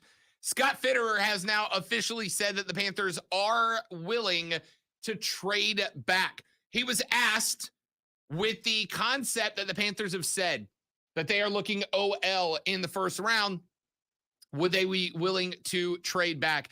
And Fitterer said, quote, oh, yeah, we can definitely look at that. Now, if there's a franchise-type player sitting there and we think he can be a cornerstone for us for the next 10 years, we're going to take him. You don't pass on a really good foundation piece. However, if there's opportunities or the compensation is so much you can't pass on it, we'll always go back and look at other options because there's a lot of good players in this draft. And there is. The good news for Carolina is that if you're going to trade back, one of the positions that there is depth, and there's not a lot, right? There's not great depth at quarterback. In fact, a couple of the QBs that are going to come off the board in the first round are considered second-round talent in most other drafts, right? But the one spot that there does appear to be a good amount of second and third-day talent is across the offensive line, which is what Carolina needs, right? Now, at number 6, there are some names. Ekama Kwanyu from NC State, Evan Neal from Alabama, Charles Cross out of Mississippi State, gave up 1 sack in a pass-heavy Mississippi State offense last year. All going to be available probably at number 6. There may be 1, maybe 2 off the board. One of them will be available at number 6. But the problem is, Lonzo, the Panthers have the number 6th pick in this year's draft. Their next pick does not come around until the 4th round of the draft. 4th round of the draft is where you start getting experimental, right? 4th round of the draft is where you're picking guys that you're going, You pick less on pure talent and more on we need this position filled and we hope one of these guys can do it. 4th round. They traded away their 2022 second-round pick for Sam Darnold and their 3rd-round pick for C.J. Henderson. Now, the Henderson's pick isn't awful. It's not great, but it's not awful, right? Consider him your 3rd-rounder this year. Sam Darnold, as we just told you, is going to take a monumental move and a penalty in order to get him off the roster and at least get some of his cap punishment off the roster, right? Here's what it's going to come down to. This is the spot I think Carolina's in. If Ekwonu, Neal, and Cross, if all 3 are off the board at 6, Carolina probably trades back. Probably trades back. Or so I thought. As the Charlotte Observer, Jonathan Alexander, who writes for the Charlotte Observer, said earlier this morning that Carolina was very impressive. Scratch that. Was very impressed by who I've been telling you they're going to draft the whole time. Who's the guy I've been telling you the whole time I think Carolina takes at 6? Malik Willis. Malik freaking Willis. And it is looking like, according to John Alexander of the Charlotte Observer, that Malik Willis has jumped up the Carolina Panthers draft board. It's not to say that they will draft him, but he's on the radar. The general consensus was that Malik looked better at the combine than a lot of people thought that he would. And some NFL scouts that were in Indianapolis for the combine said that he had an arm that reminded them of Russell Wilson with more explosiveness in the pass. But because this is draft season, the Panthers could be talking this guy up. Sure. Hoping that someone else wants him and is willing to trade some more draft picks for him. Yeah. Yeah. So do they really? This is a fun part of draft season, trying to figure out if a team really likes someone or not. It's Smokescreen City. We are in Smokescreen City right now. Everybody gonna talk everybody up to try to get everybody else to take somebody else to let that guy fall to them, right? And you would think people would be savvy to this, but every year someone falls for it. I guess it's just part of the game of the draft. Sure, suppose. Somebody else trades up to get the cornerback in front of spot number 9 that said, we love this guy. And they're going, we really wanted the defensive lineman. Got him. Now, I don't know if that's the case with Carolina. It might be, it might not be, right? But I told you a hot minute ago that I thought Malik's the guy at 6 overall. I thought Malik was the dude. And I still think he's the dude, to be honest with you. I think that's the right pick, right? I think you get Cam back at a value. I think you draft Malik. I think you see if you can pick up some picks for Christian McCaffrey in maybe the late 1st into the 2nd round. You get 2 or 3 offensive linemen between the 2nd, 3rd, and 4th rounds to put in front of Cam and Malik. And you roll with it. You see what happens, right? You see what happens. Because again, if you're Matt Rule and you know you've got 1 year to find success, you use Malik to try to roll him out there and have good success, development throughout the year, so that at the end of the season, if you don't make the playoffs, you go, hey, boss, I know we didn't hit the goal you wanted to hit. I know we didn't get to the spot you wanted to get to. But look at what this guy's doing. Look at what this guy's doing. As a rook, Malik came in and put up X touchdowns, X minus 10 picks, had Y yards on the ground. And we feel like that's a really good foundation for him to work off of. Shouldn't that buy me another year? And maybe it does. Maybe it does. Malik was said to have an arm like Russell Wilson and something that, we talk about intangibles, right? The things that guys do away from the football field that people fall in love with. A candid video of Malik Willis surfaced of him after the combine, a couple of streets down from where the combine was happening. a video surfaced of Malik Willis walking, I guess back to his hotel or something. No media around him, right? It doesn't appear to be a publicity stunt. A video surfaced of Malik Willis from across the street from a talent evaluator that was in town for the combine, of Malik Willis stopping, opening his suitcase, pulling some foods and snacks and stuff out, and handing it to a displaced person who was sitting on the corner outside of a restaurant asking for food, right? So Malik seems to be a good dude off the field, seems to be a good teammate on it, seems to have the arm strength of, again, a Russell Wilson, but maybe a little bit more arm strength. Seems to be in a good headspace. This is my guy at 6, y'all. This is my guy at 6. I don't know that I put him in the same caliber that I put Lamar Jackson when Lamar came out a minute ago, right? I don't know if I put him in that same caliber, but I will straight up tell you that at 6, if he's available, that's the way I go. To the point that I'm drafting him over an offensive lineman, right? Offensive lineman is the number one need. And there's a couple of good ones. Cross and Neal are the two that I like the most. There's a couple of good ones. But I think this dude is potentially going to end up being a stud. I can't even call him a diamond in the rough, right? Because he's a first rounder. I think he's just a diamond. I think he's got potential to be Russ Wilson. I think he's got potential to be what Arizona had hoped Kyler Murray was going to be. I think he's got potential to do what Lamar Jackson has done in Baltimore. And I think he can buy you a season and help you create an offense that other guys want to be a part of moving forward. All right, let's take a break. We come back here in just a minute.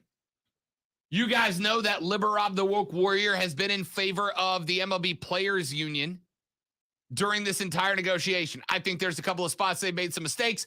Doesn't mean I'm not in their corner.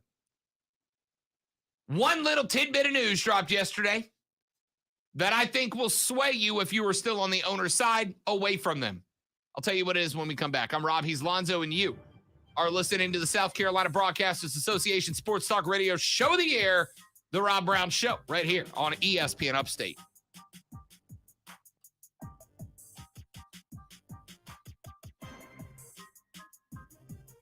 Tell you about my friends at QC Kinetics. I was very, very excited when I got the call asking if I wanted to pair up with QC Kinetics. Because after I spend some time researching who they are and what they do and the science behind their methods and all that, I became intrigued. Because, and this may shock you, as I age, I have joint problems, right? I have joint problems. My knees are those of like a 68-year-old guy because I played too many sports growing up. And QC Kinetics offers non-surgical regenerative therapies. That is to say, they can help you regenerate, heal, restore the connective tissue that's inside your joints, your ankles, your knees, your hips, your lower back, your neck, your shoulders, your wrists, your elbows. Every place that you bend, there's connective tissue that keeps the parts that ain't supposed to touch from touching. But as you age, your body cannot regenerate them the way that it used to.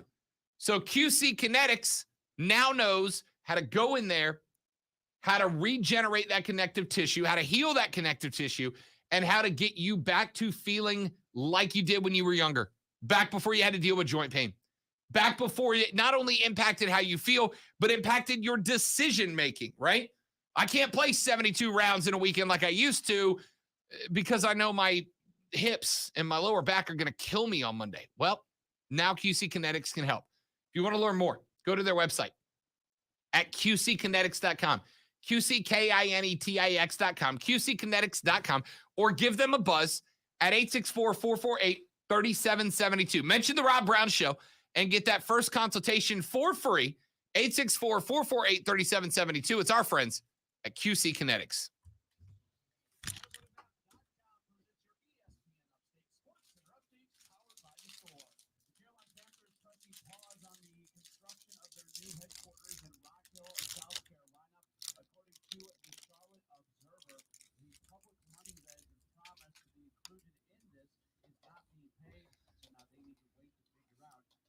It's been 19 years since Stone Cold wrestled. That's unbelievable.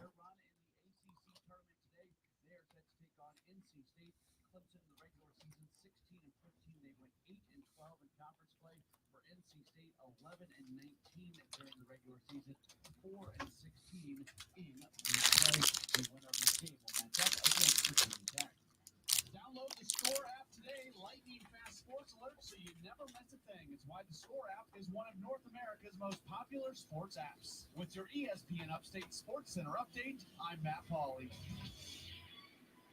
ESPN Upstate, the home of the biggest games and the best local sports talk show.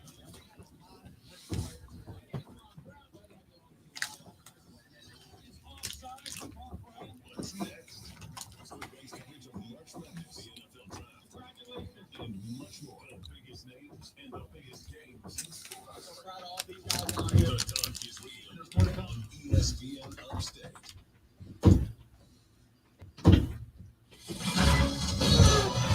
I'm Chelsea Messenger, helping you beat the books with BetQL. The top two teams in the NEC square off tonight for the championship. Bryant has the nation's leading scorer. Bryant's offense is predicated on chucking up three-pointers, and that plays into Wagner's hands as one of the best in the country at defending the three. In their first two games, Station, I just messaged you Bryant hasn't been able to on Facebook. Wagner has, and Wagner is a BetQL a five-star best bet. It's not easy being the one everyone counts on to keep the facility running, no matter the weather or supply chain hiccup. Keegan's Rob Brown Show business card is just going to be a sheet of paper by the end of the year. Hey Trey, listen.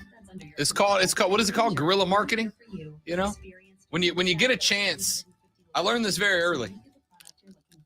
When you get a chance to put your face and voice in front of people, you do it. You do it, right? If I got two people in that restaurant to go, oh yeah, when I get out to the car, I'm going to flip it on, then it was a win. It was a net positive. And on top of that, I embarrass myself daily. So how much worse could it be, you know?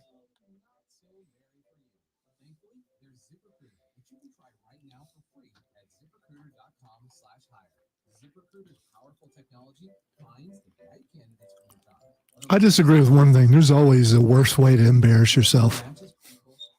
A way that you never thought was possible until it happens. In my case, it's usually something I say that ends up being a promo.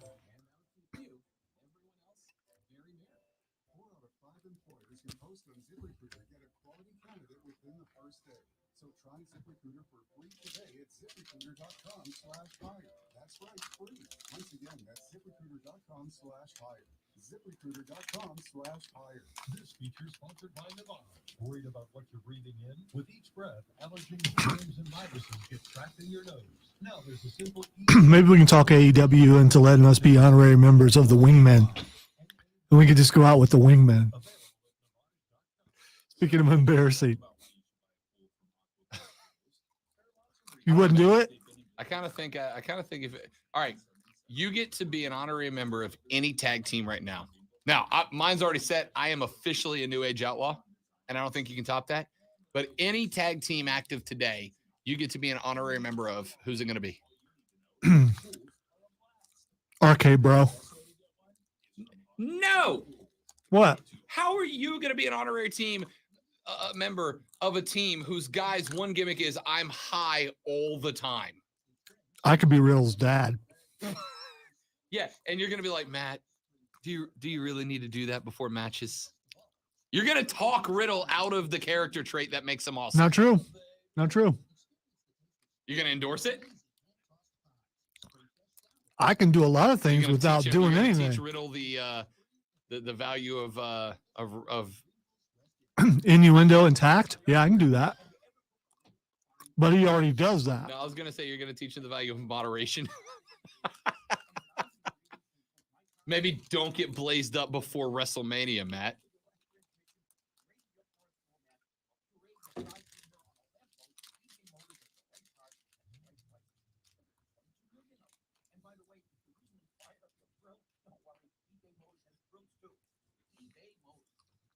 My first choice is New Day, but that's obviously not going to work. So I'd have to go RK Bro. Although I think I could fit well with House of Black. A little bit of dark makeup. I'm ready to go.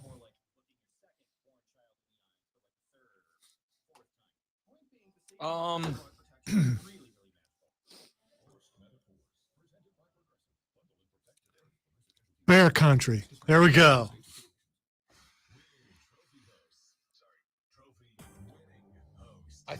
I think I'd go Street Profits. I think I'd fit in.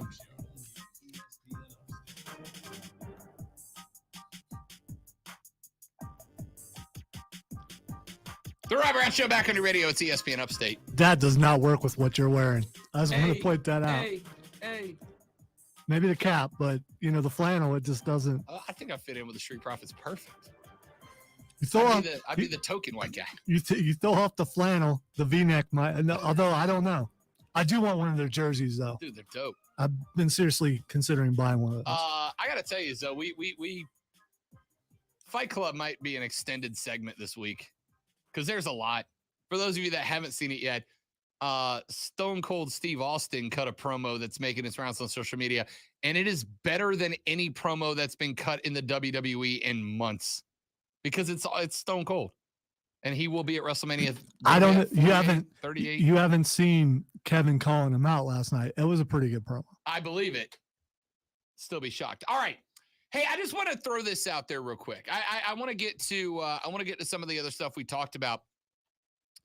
But can I tell you one thing that's killing baseball that I just saw another example of? And when I say baseball, I mean sports as a whole, right? Sports as a whole. MLB has just cut a deal with Apple TV Plus, which is going to make through the entire season, through the entire season, they will broadcast MLB Friday Night Baseball, which means, Lonzo, that there will be 2 games every Friday that are exclusive to Apple Plus. Exclusive to Apple Plus. As in, if you want to watch those 2 games a week, you've got to be an Apple Plus member. Now, it's a rotating game, so it's not like the Yankees are on every Friday, but you know that if there are Friday night games and Apple TV Plus gets to call the games they want, the premier games of Friday nights are going to be available. And I got to tell you, your boys maxed out on subscription fees for streaming services, okay? So this is kind of like when NFL Network has a game and you don't have NFL Network. Yeah. Yeah. Do you want to pay more? Now, here's the question. Which of these 2 outcomes is more likely for Rob Brown? I'll let Lonzo answer for me because I think he knows. A, I sign up to Apple TV Plus for, I'm going to guess, let's give him the benefit of the doubt, $12 a month. I sign up for $12 a month to Apple TV, or I just go, nah, I'm good. I'll watch the Sports Center highlights tomorrow morning. Which one of those is more likely? I'm going to go say that you're going to go with, nah, I'm good. But at the same time, why would you buy something that you don't know is going to happen yet? There's no baseball right now. So, by the way, Apple TV, $4.99 a month. Oh, that's not awful. That's not bad. I still don't know that I'm paying that much for, what is it? What's it work out to? 8 games a month, somewhere between 6 and 8 games a month, right? And only probably one of those is going to feature my team on a monthly basis, right? Here's the point that I'm making. The more you thin out the availability of the product, the less people are going to watch most of the product, right? As it stands, baseball fans have 162 of their own team's games to watch. I would say most fans ain't watching 162 baseball games a season. They're watching hardcore fans, 120. Casual fans, 75, 80 of them, right? The more you thin out the availability of the product, the harder it's going to be. The smartest thing I think any league could do, and I know they won't because the money's just not there for it. But as far as getting eyes on product, the smartest thing, I'll just say Major League Baseball. You know what the smartest thing MLB could do, Lonzo? Create a package that's $200, $250 for the season, and it gives you access to every game. That'd be the smartest thing they could do. Create a streaming service that I give you $250, $300. I give you $300 for it.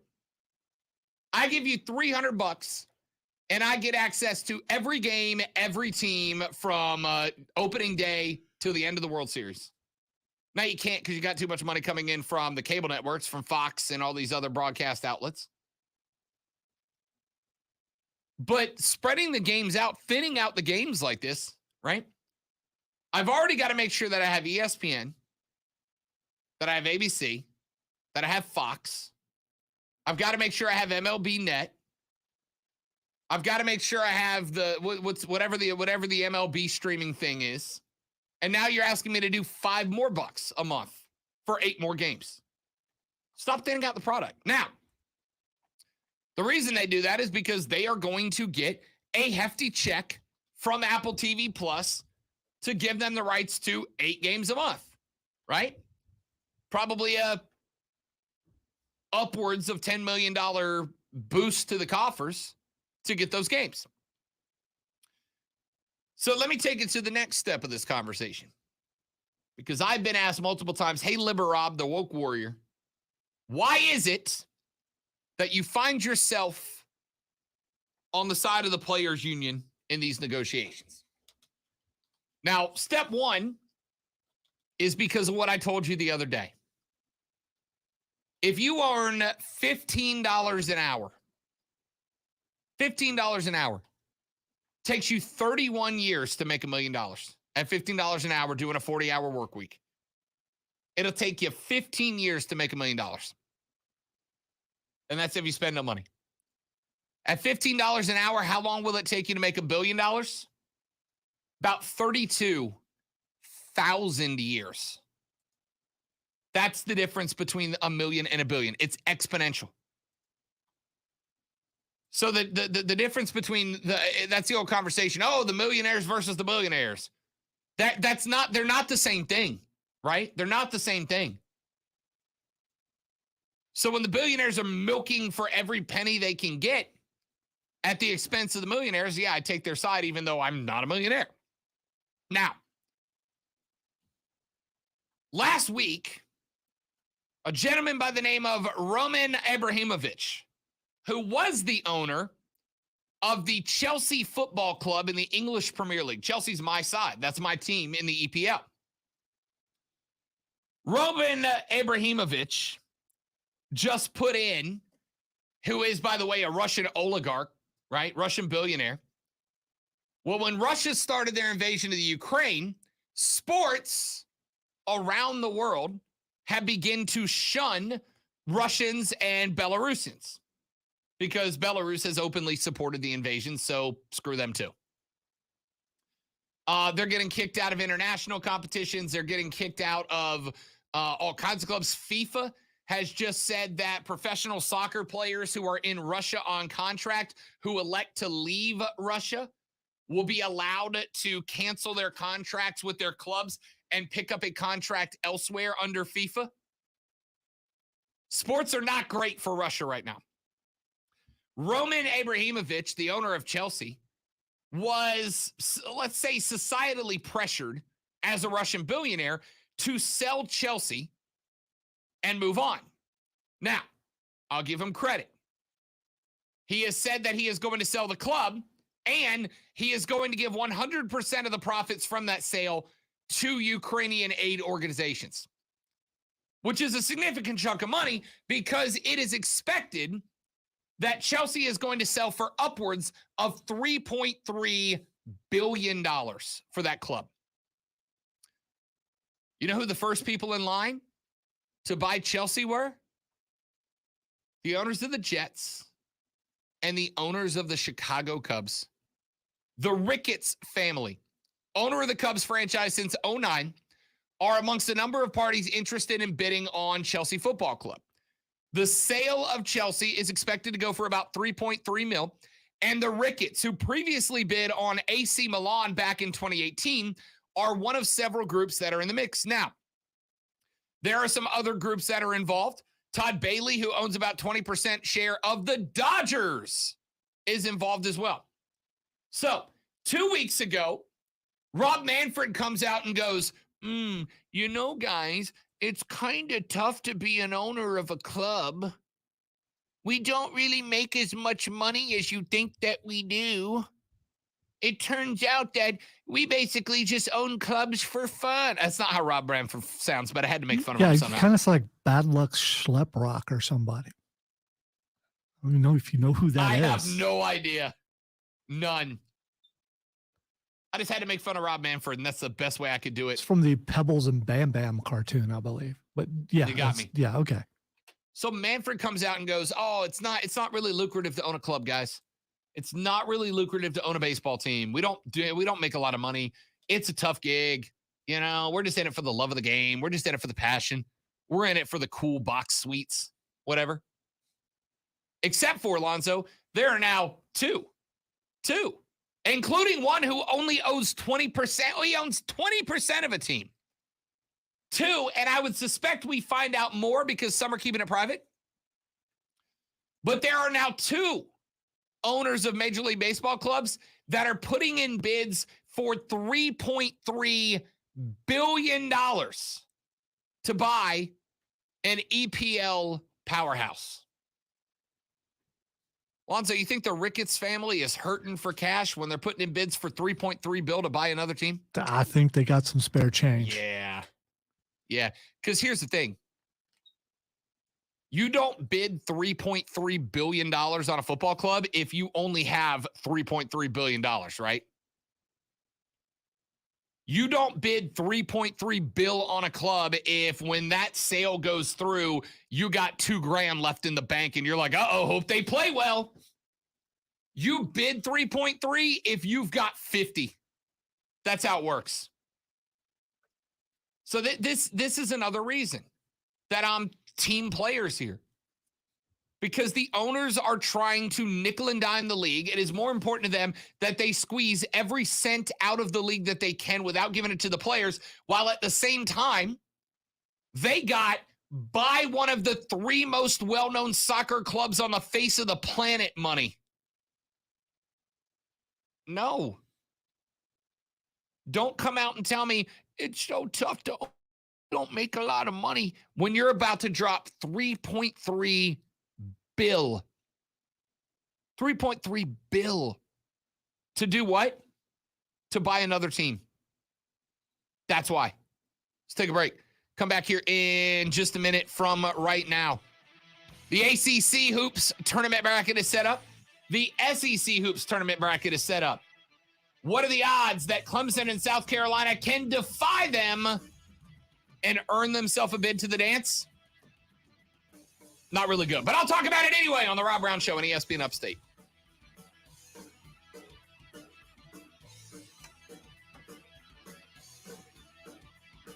Yeah, that's exactly right. The more you thin out the product, the harder it is for fans to access it, the more they're going to walk.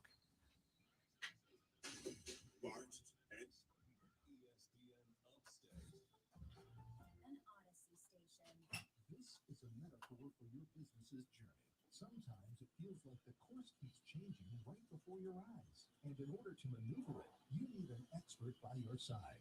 That's what Dell Technologies advisors do.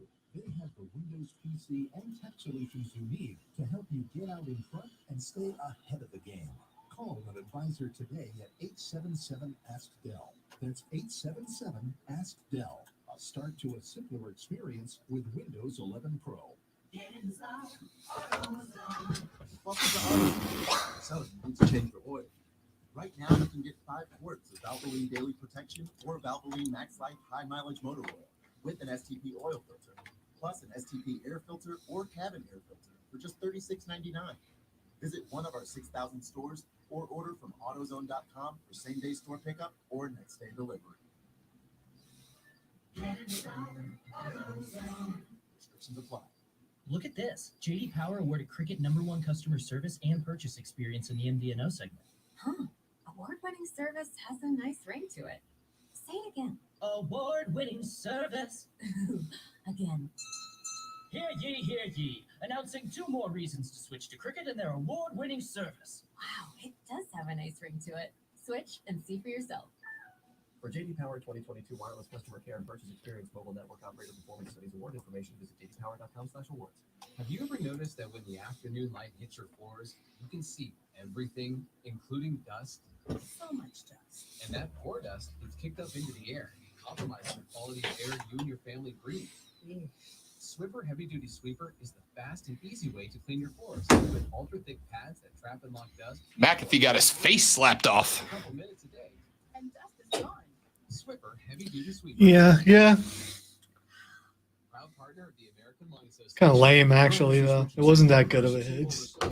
Although it does He make you slapped the headset off of him. If someone knocks your headset off, just like someone knocking your headphones off, I guess would make you pretty mad. I'll put it this way.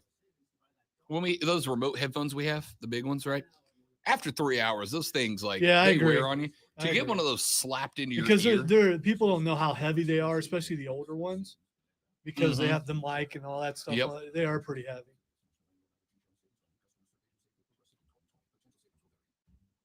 It's even worse if you're outside on a hot day. They just really, so you got sweat compounded on top of how heavy they are. I'm guessing those are they look lightweight, the ones they wear. Although they may be a little more heavy duty because they have to be a little more durable with the punishment they take. How many actual microphones you think they go through? With the way people just throw the mics around and stuff. Indeed, you do. Instant Match instantly connects you with quality candidates whose resumes on Indeed match your sponsored job description. Visit Indeed.com/credit and get $75 towards your first sponsored job. Terms and conditions apply. Cutting the price of your wireless bill feels good, really good. Actually, it feels great. You should try it out. So cut your bill by switching to Straight Talk Wireless. Now offering our $45 Silver Unlimited plan with 5 gigabytes of hotspot and nationwide 5G on America's largest, most dependable networks. The $45 Silver Unlimited plan from Straight Talk. Straight Talk Wireless. No contract. Okay, but you're not saying who to. Que pasa? Oh, yeah, they are. Hold on. We are coming back with breaking news. Where is it?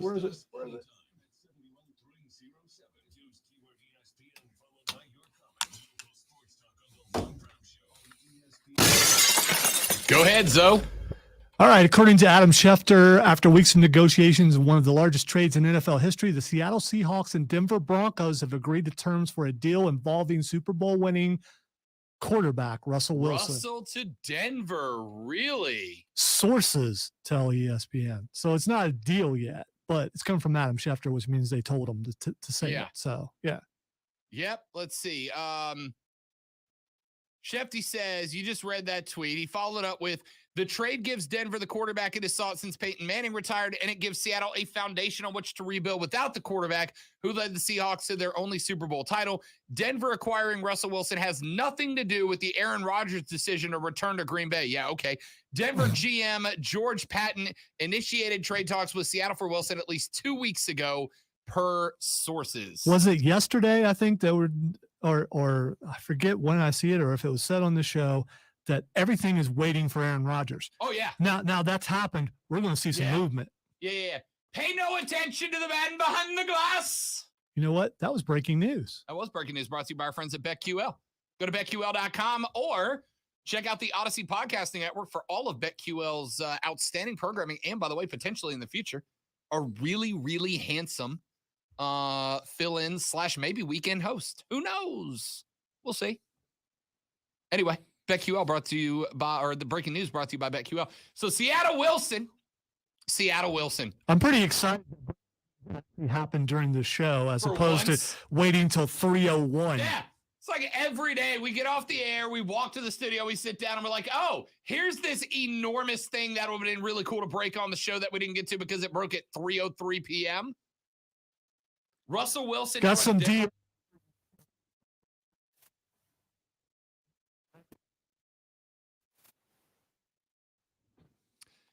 So Russell Wilson to Denver. And don't Shefty.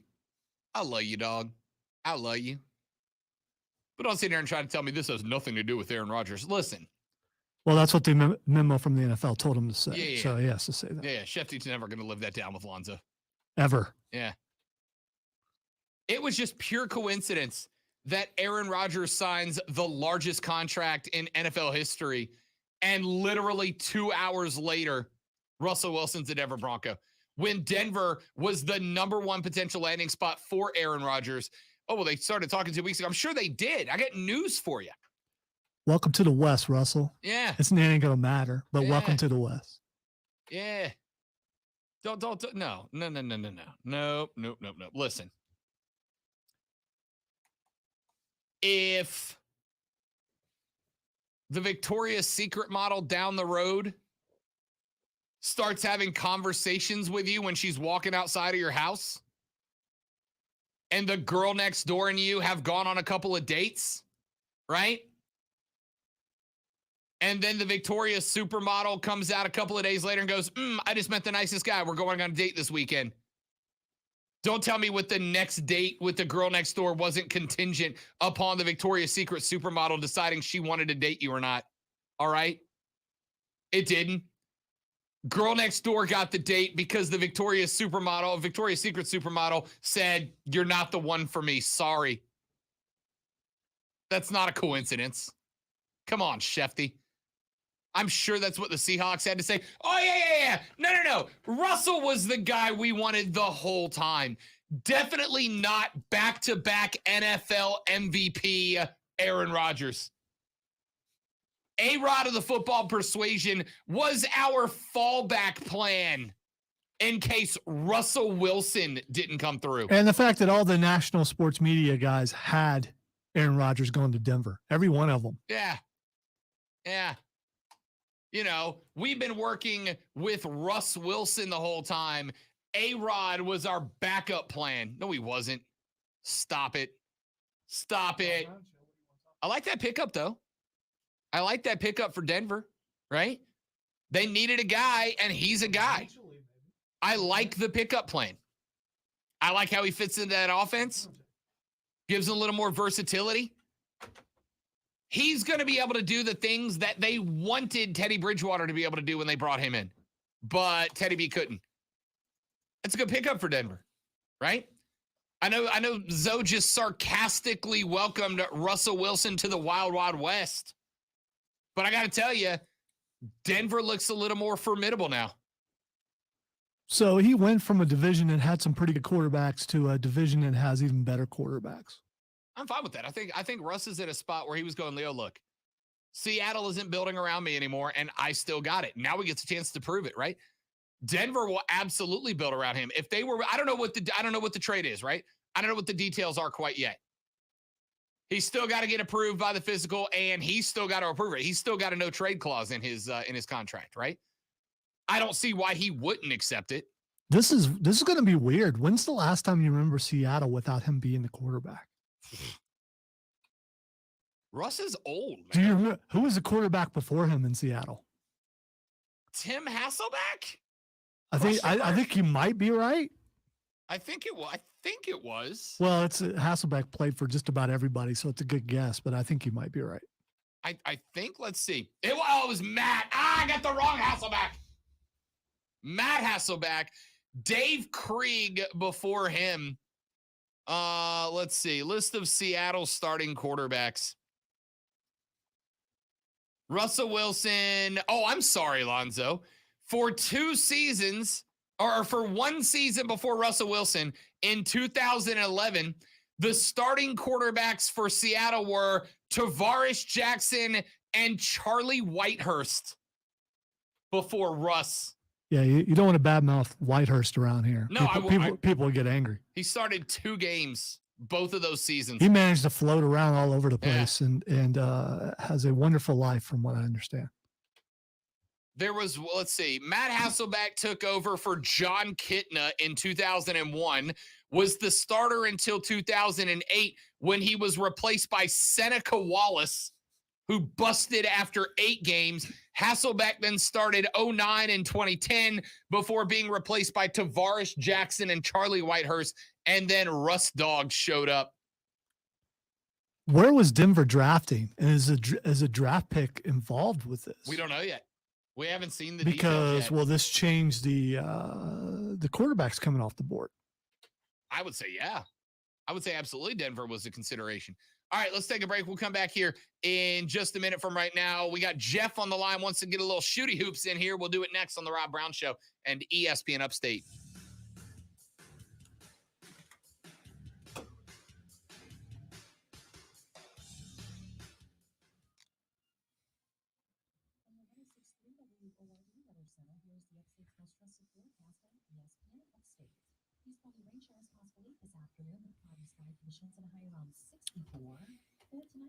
Okay, so Denver did not pick. They had a better record than the Panthers. That's what I was curious about. They were. So Denver's at 9. But Denver had capital to trade up if they wanted to. They were one of the guys or one of the teams that could have traded up and got the guy. So I'm just guessing that number 9 pick has gone to Seattle. Yeah, you're probably right. Question is, does Seattle at 9 now jump up to 5 or 4? Right, that's what I'm saying. Malik being described as Russell Wilson, who better to plug into Seattle than the guy who reminds you of Russell Wilson? Right.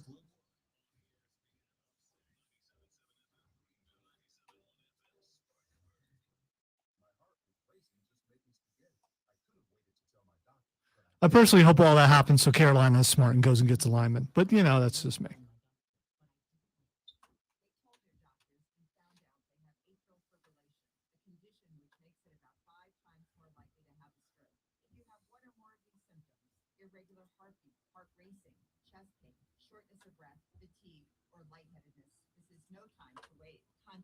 And who knows what else kind of movement could happen ahead of the draft with more people. Ben Simmons and his representation are expected to file a grievance with the NFL. Oh, excuse me, with the NBA. Expected to file a grievance based on fan treatment of him as an explanation for why he should recoup some of the money he lost in fines for sitting out this season. Do you want to take a stab at what fan interaction he is expected to file a grievance for in order to recoup money? You mean fan base? Oh, that would be Philadelphia.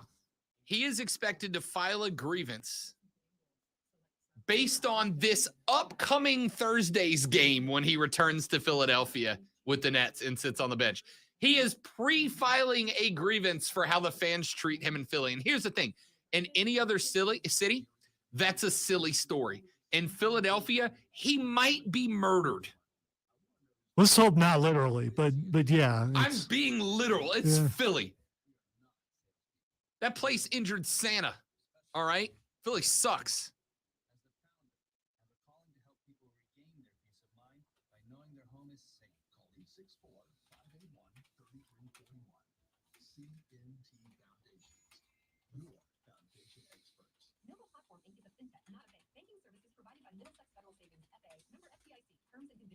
You started a business. So what? You want a parade? Truth is, sometimes you kind of do. That's why Novo celebrates the bravery it took, but not with a parade. With business financial tools that really do make your life easier. Novo is powerfully simple business checking, and unlike the traditional banking model, Novo has no minimum balances, no transaction limits, and no hidden fees. Novo is customized to your business with seamless integrations to Stripe, Shopify, QuickBooks Online, and more. Sign up for Novo for free and join the community of over 150,000 fearless small businesses who found the customizable business checking solution that admires their brave.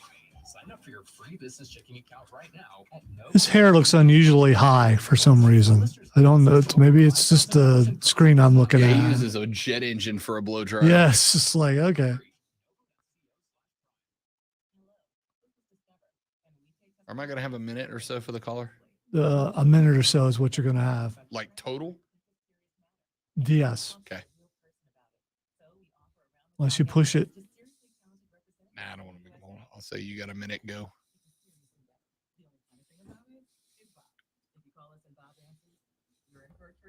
Get 100% US-based customer service and talk to a real person day or night. Discover exceptionally common sense. It's time. Time to get in shape. Hit the gym. Work up a sweat. You're going to need some energy. A lot of energy. A 5-hour energy. With vitamins and essential nutrients. It's Hurricane Jeff, by the way, but I'm just too lazy to type in Oh, he's one of Hurricane. my old hometown guys. Is it? Yeah. Okay. My bad. All good. I'm not lazy. I'm just arthritic. You know, I'm not lazy. I'm arthritic.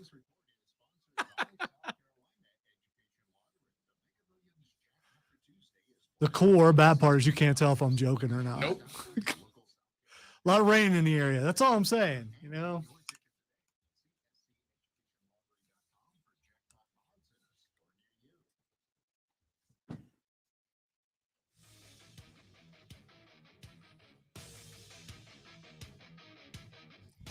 All right, to the phone lines. We got about a minute and a half for Hurricane Jeff wants to talk some shooty hoops. Jeff, welcome in, big fella. Appreciate you taking a minute, man. Great to have you, buddy.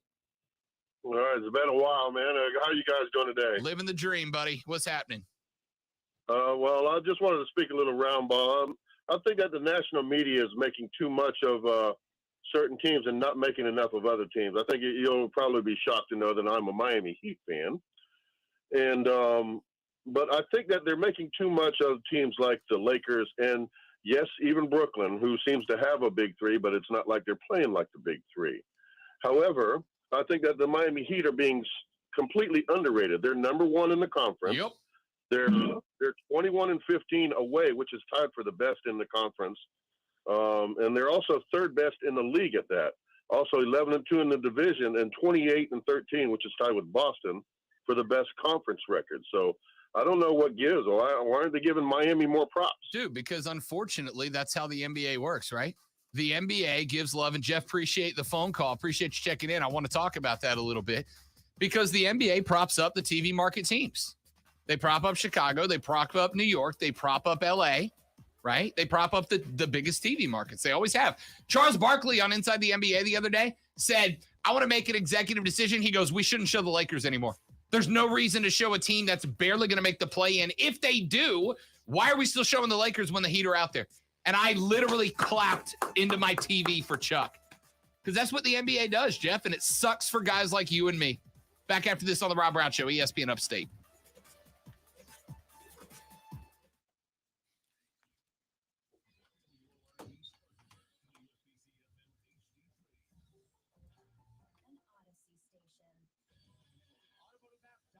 Presents your ESPN Upstate Sports Center update powered by The Score. The Carolina Panthers pressing pause on the construction of their new headquarters in Rock Hill, South Carolina. According to the Charlotte Observer, the public money that had been promised to be included in this is not being paid, so now they need to wait to figure out how that money is going to end up coming in. Clemson Basketball, they are opening up their run in the ACC tournament today. They are set to take on NC State. Clemson in the regular season, 16-15. They went 8-12 in conference play. For NC State, 11-19 during the regular season, 4-16 in league play. The winner of this game will match up against Virginia Tech. Download the Score app today. Lightning fast sports alerts so you never miss a thing. It's why the Score app is one of North America's most popular sports apps. With your ESPN Upstate Sports Center update, I'm Matt Pauley. Have you heard Offsides with Mark Ryan? Pro Football Reference Vinny has this metric, the average score of Paul.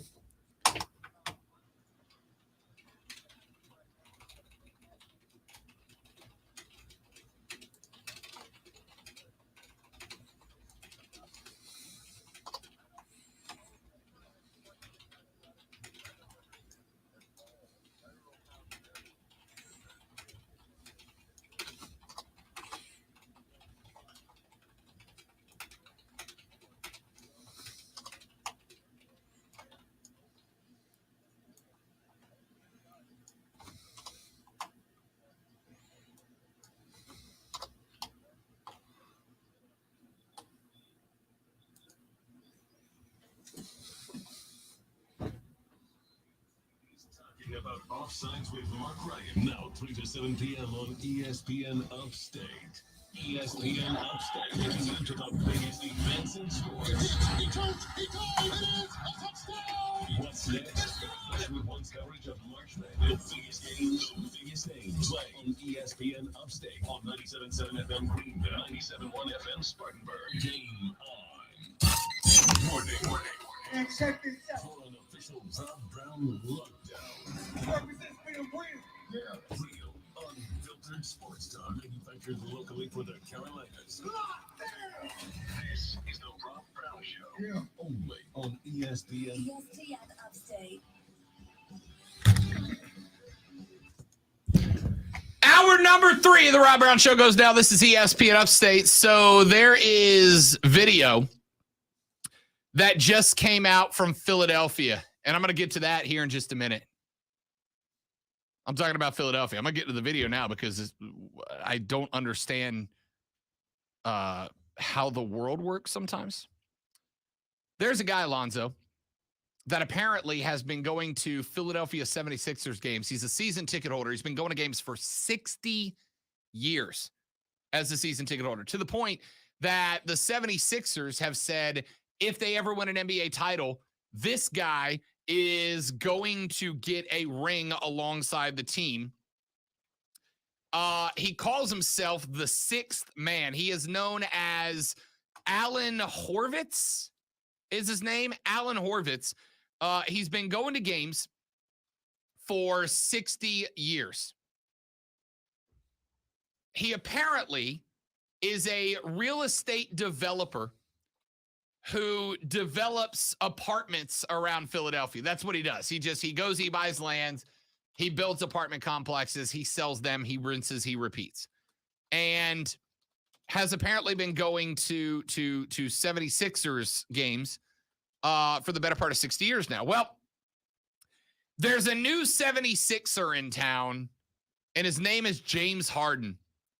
So this guy, I don't know if you're going to be able to see this, Lonzo, but this guy who calls himself the sixth man, Alan Horvitz, he's got his customized the sixth man t-shirt. He's a super fan, right? You ever heard the term super fan? They're the fans that, he's like Jack Nicholson. He's a super fan, right? He's at every game. He sits courtside, probably pays tens of thousands of dollars a year to do it.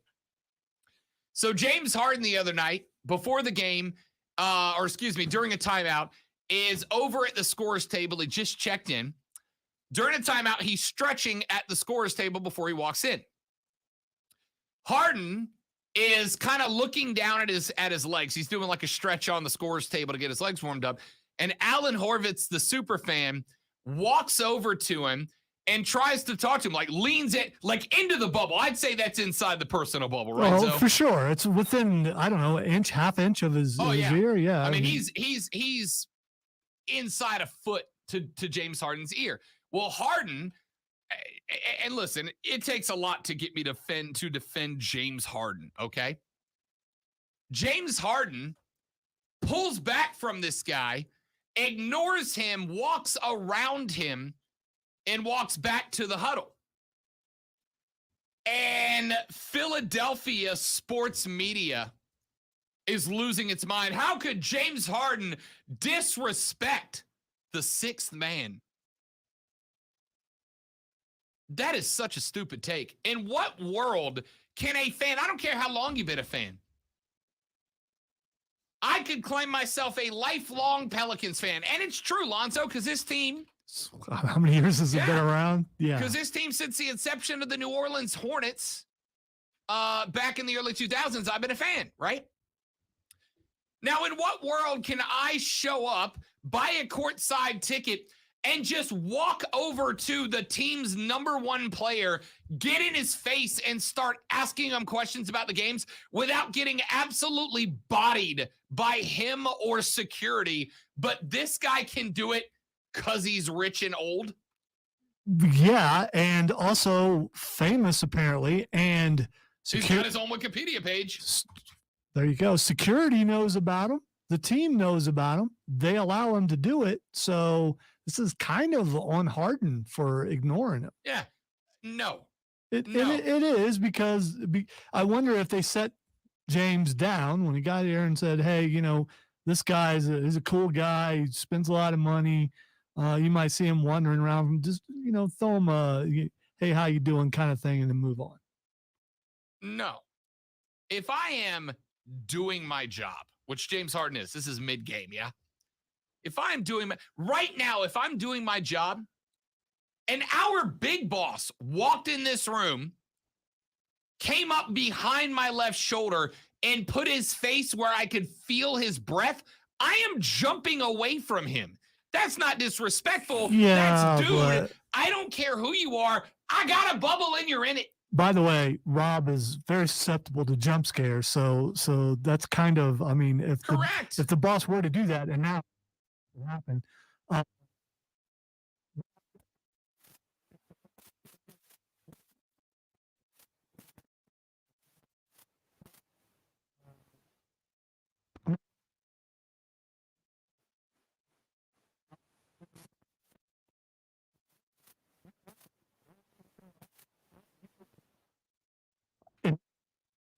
This guy is.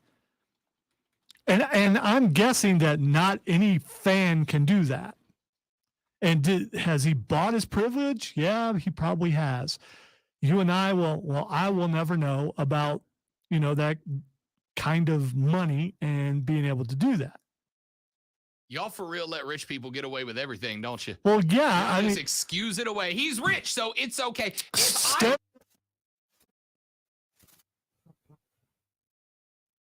We should stop them. All right. If I walked onto the court, if I go down to New Orleans for a Pelicans game and I spend the money on a courtside seat and Zion is stretching by the table and I go, I'm a super fan and walk over and talk to Zion, I expect A, to be absolutely pancaked by Zion, and then B, expect to be hauled away by NBA security and banned forever. But because Alan Horvitz, an 80-year-old rich real estate developer, has been going to games for a really long time, apparently that means he can just walk over and confront players. So cool. Are you okay with it? Is Spike Lee doing it? No. Because he jumps up and does stuff. Spike doesn't leave his seat. Yeah, Spike has left his seat Jack before. doesn't leave his seat. Jack. Here's the thing. Jack can't leave his seat. You ever dance with the devil in the pale moonlight? God, he was such a good joker. I don't care what you say. Don't you put that on me. I don't care what Lonzo says. He said Jack Nicholson's the worst joker. No, I didn't. No. This dude is on the floor. And people in Philly are like, how disrespectful of James Harden. Get out of here, man. Texture says Harden hurt the dude's feelings intentionally. Harden is a dream crusher. Do you understand what it takes for me to be on James Harden's side? To defend, I can't stand James Harden, and I'm defending James Harden here. All right? He is under no duty, obligation, or responsibility to react to an old rich dude who just walks onto his place of work and gets in his face. So if you were there and that old man started crying, you would tell him to go sit down, old man. Yes. Go sit down, old man. Okay. And I would do the same if he was a 6-year-old toddler. There is no responsibility for the players to go, no. You just walked into my office and got into my face, but I owe you something. Does that dude sign James Harden's checks? No. We got P1 fans of this show, right?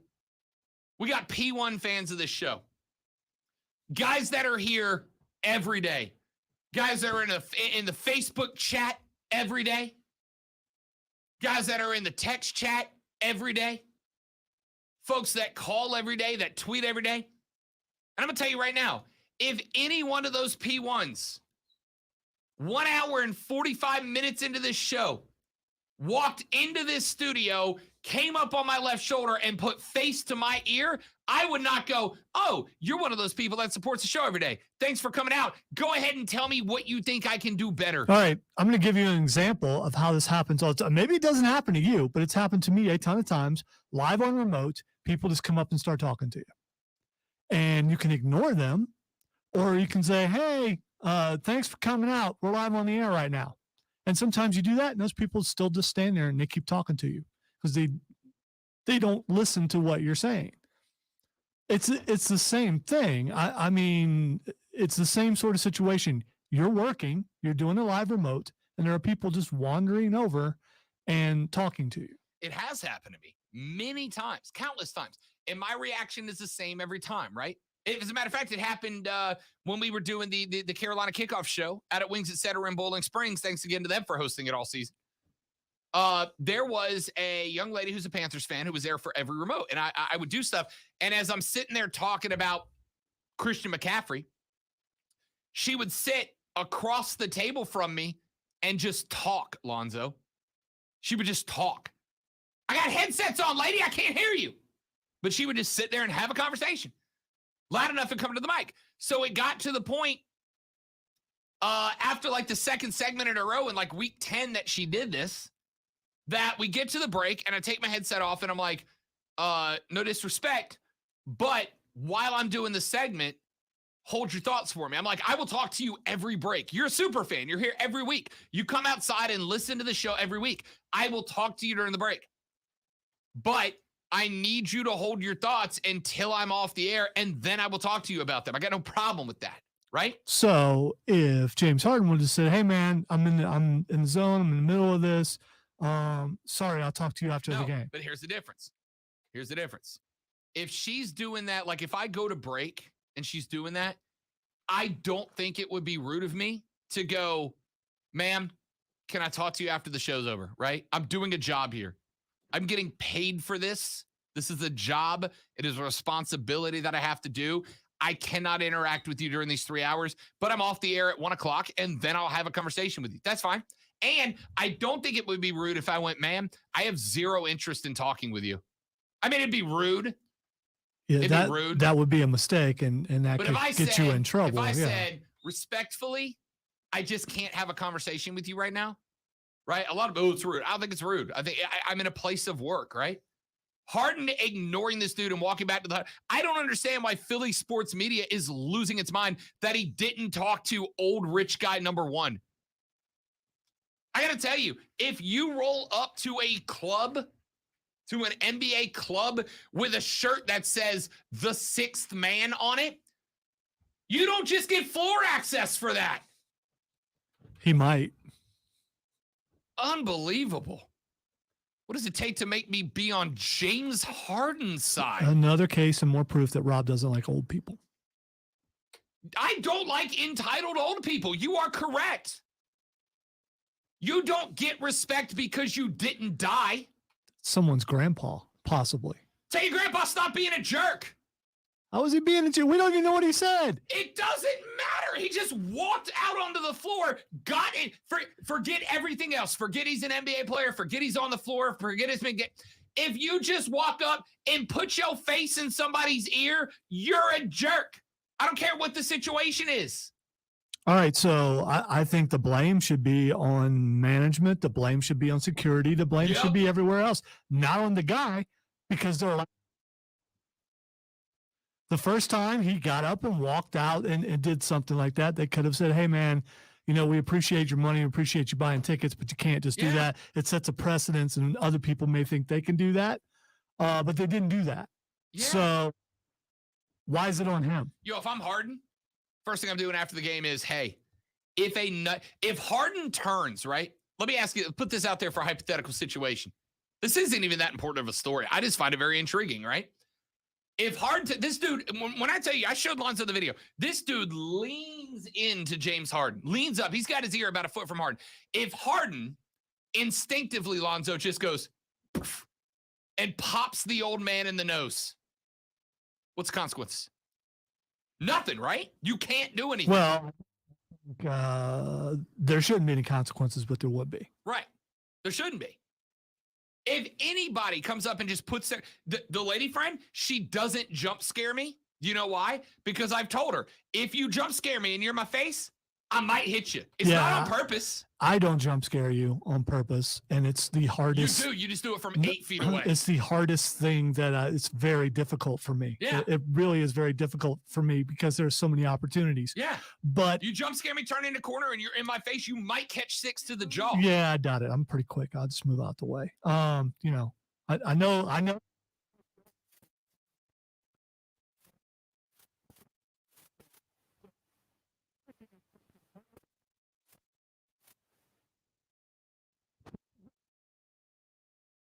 That guy's out there for post game. It's not the first time that he's seen him. And so someone decided to isolate this video to go at James Harden because no way this guy walks over and says, this guy has talked to James Harden before. Guaranteed it. I doubt it. Guaranteed I doubt it. James Harden looks surprised, shocked, taken aback, and just flat out ignored here's him. what I'm back because he leaned over. Because if he knows the guy, he at least fist bumps him, No, right? My bad. he leaned over and said, listen, James, you're not fooling anyone. Everyone knows the beard's fake. That's what happened. Get off James Harden. All right. Now, here's where that goes. Here's the second side of this that I wanted to get into. Ben Simmons is now a Brooklyn Net. He was a former 76er, right? Ben Simmons and his Brooklyn Nets return. Texter says, we get it. You hate fans and are socially awkward. I am the least socially awkward person you know. You realize every job I have is me talking to large groups of people, right? I do protect my bubble. I protect my personal bubble. If you come in my personal bubble, that's an invasion and I will retaliate appropriately. I am a fascist dictator inside of 3 feet of my body. Listen, Rob has no bubble. I got a bubble. He's in every conversation. He's in every group. Yeah, from a distance. Okay. This glass is optional, Lonzo. I want it here. That's not true. All right. So Ben Simmons is going back to Philly. Yeah, because it was really serving a purpose, isn't it? Other than you nearly knocking it over once every 2 weeks. Going back to Philly, coming up on Thursday night, is expected to be sitting on the bench. Not going to play, but sitting on the bench. And, of course, if Philly fans don't like you, they'll let you know, right? So this is really interesting. Kyle Neubeck is a reporter covering the Philadelphia 76ers for the Philly Voice. And he said that Ben Simmons and his representation are expected to file a grievance with the NBA and use that grievance as a potential piece of their case to recoup money that he lost in fines this season, right? He sat out all season with the 76ers. They were fining him X amount of money over the course of the season. Ben Simmons, by not playing for the 76ers, Lonzo, lost roughly $20 million in fines, all right? Even making big money, 20 mil is a chunk of money. So, where's that money go? I believe the majority of it gets divided up between charities by the NBA. Okay. Or the team. So, $20 million in fines collected from Ben Simmons by the NBA by the 76ers. He is filing a grievance with the NBA regarding fan interactions that is expected to be used as a piece about why he should get some of that $20 million back. Do you know who he is filing the grievance against? Philadelphia 76ers fans. And do you know what game the grievance is being filed in regards to? This upcoming Thursday's game. He is filing a grievance for fan interaction for a game that has not happened yet. Now, here's the thing. This is a good decision. Okay? People are going, wait a minute, how are you going to file a grievance for fan interaction? Now, the premise here is that Ben Simmons is going to be booed out of the gymnasium on Thursday night, and he is going to say to the NBA, look, you see on film how hostile these fans are, how aggressive these fans are. That's why I didn't want to be here anymore. These fans take it too far. I needed out. Look at how they treated me on Thursday night. And here's the thing. He's right. He's right. Philly fans might literally assault him on Thursday night if given the opportunity because they are insane. You know what the strategy is for Thursday if I'm Philadelphia 76ers fans? When Ben Simmons makes his way out to the bench, I'm going stone cold silent, right?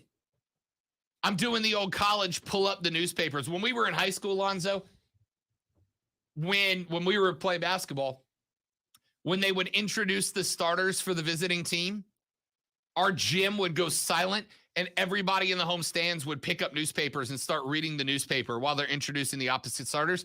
I'm doing that in Philly Thursday if I'm 76ers fans. That's pretty awesome. Yeah. Because if you go silent and you don't treat Ben Simmons with hostility, Ben Simmons has just filed a grievance for an event that hasn't happened about being hostile that's not hostile, and your team hangs on to that 20 mil. That's the best thing you can do to get back at him, right? It's just cost him $20 million. Forget telling him what a terrible person, what a sellout he is. Don't tell him he's a sellout. Just don't react and cost him $20 million. That's all well and good, but maybe this is all a setup so that sixth man guy comes over, says something to him. He sues him since he's rich, recoups the $20 million that he lost in fines. And he's off the hook. He's even. Yes. I love it. I love it. All right, let's take a break. We'll come back here in just a moment. Plenty more to talk about as we head towards the end of this hour and the end of the show. I'm Rob Hees Lonzo, and this is ESPN Upstate.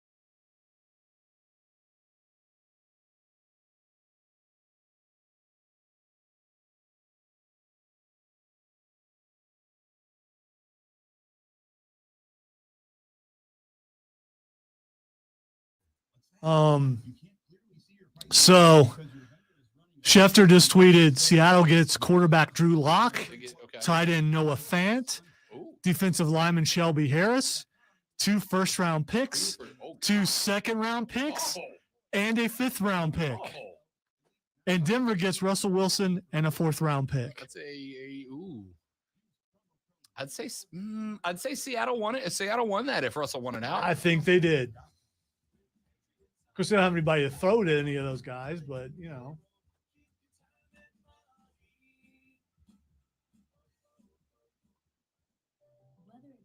What that says to me is John Elway will be seeking employment somewhere else after this. Oh, yeah. year. Because if this goes south, he's done. Although you bring in someone like this every couple years, find a way to win the Super Bowl with them. But he don't have the team that Peyton Manning had. Yeah.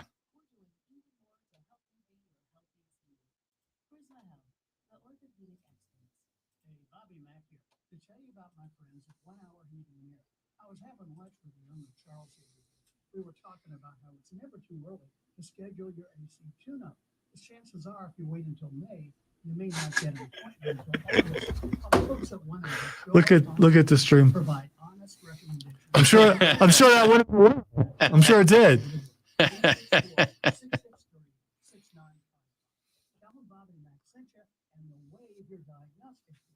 NBA season is heating up, and the coverage you need is on Odyssey.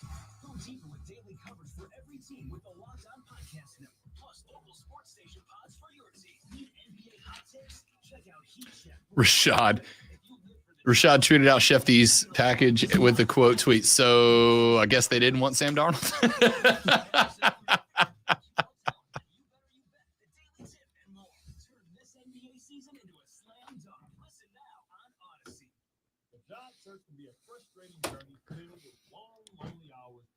So Denver makes that deal and throws all that stuff in, and people will praise them. If Carolina did something similar, they would get destroyed. I mean, first off, Carolina doesn't have anywhere near the capital to do it. But you're talking about on the Seattle side or the Denver side? If they got Russ Wilson, I'd be perfectly happy with it. If they gave their 6th overall for Russ Wilson, that's probably Plus all those picks. Yeah. Russell Wilson now is not worth all that stuff. If you gave them Darnold, Christian. See, the problem is you only have 1 first-round pick to give away, so you'd have to load up. Like, you basically have to have no picks in this year's draft to have gotten Russell Wilson. Yeah, I don't know.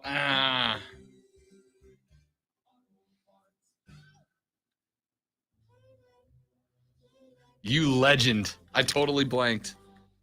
I only did it because you forgot.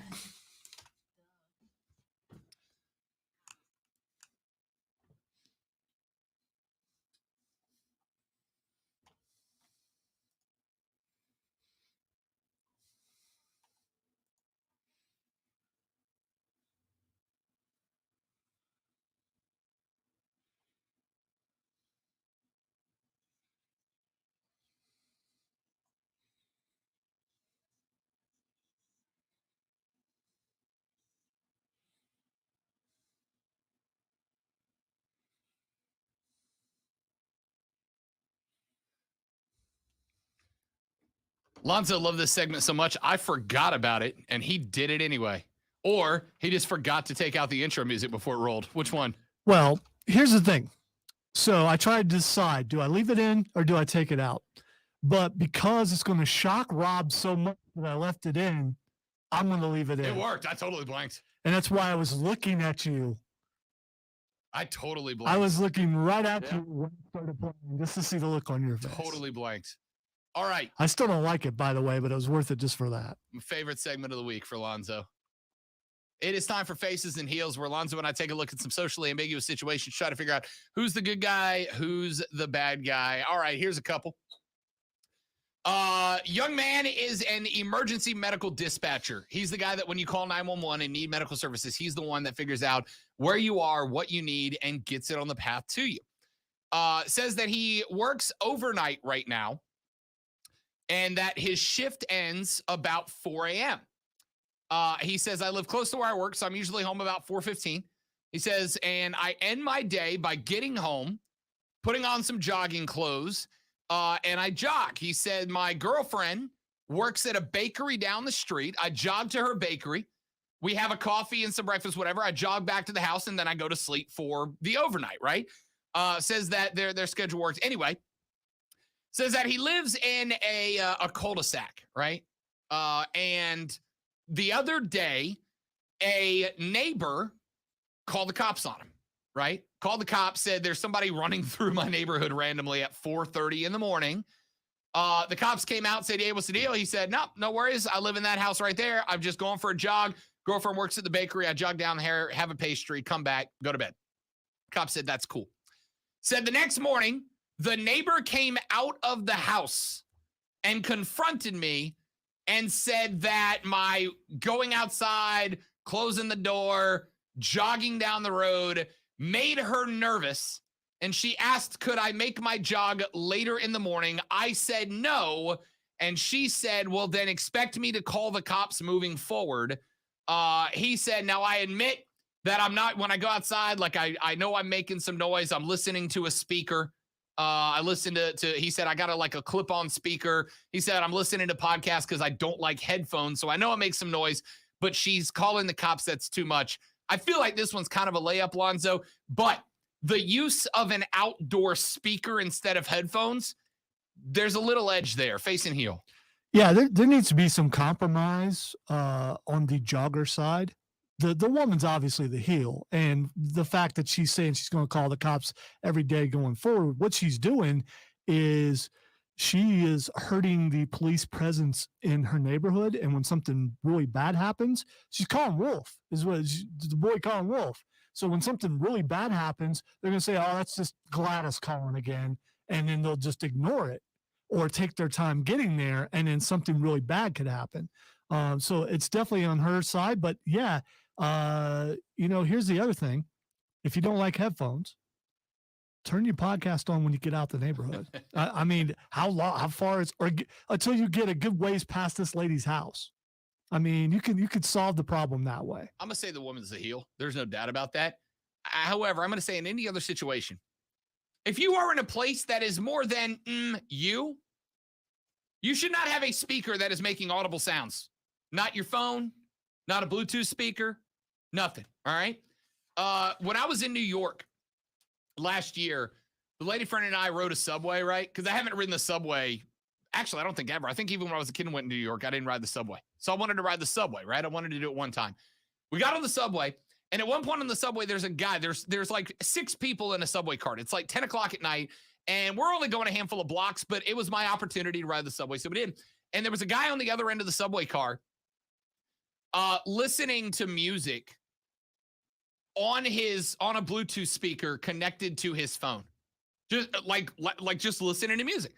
And it's like, dude, put on headphones, right? I don't care that you're listening to music, but put on headphones. The only thing worse than that is person who walks around in public like this, Lonzo, with their phone on speakerphone, just having their conversation out loud. Yeah, put it to your head, you bum. That, by the way, is usually women. That's just that's what I've noticed. But if you are holding your speaker up to your mouth to have the conversation, what is the difference between this and moving it 2 inches to hold it next to your head? You're already holding the phone. Just hold it next to your ear so the world doesn't have to hear the whole conversation. I think a lot of times it's FaceTime too, but I agree. Just put your headphones in. You can buy knockoff AirPods that cost $18 now, so nobody else has to have the other end of the conversation going. All right, I am to the point. I am to the point now where if somebody is having a speakerphone conversation, I can hear both ends. I'm going to start chiming in, right? This is clearly a conversation you want to have in public, so let's have it in public. All right, here's one.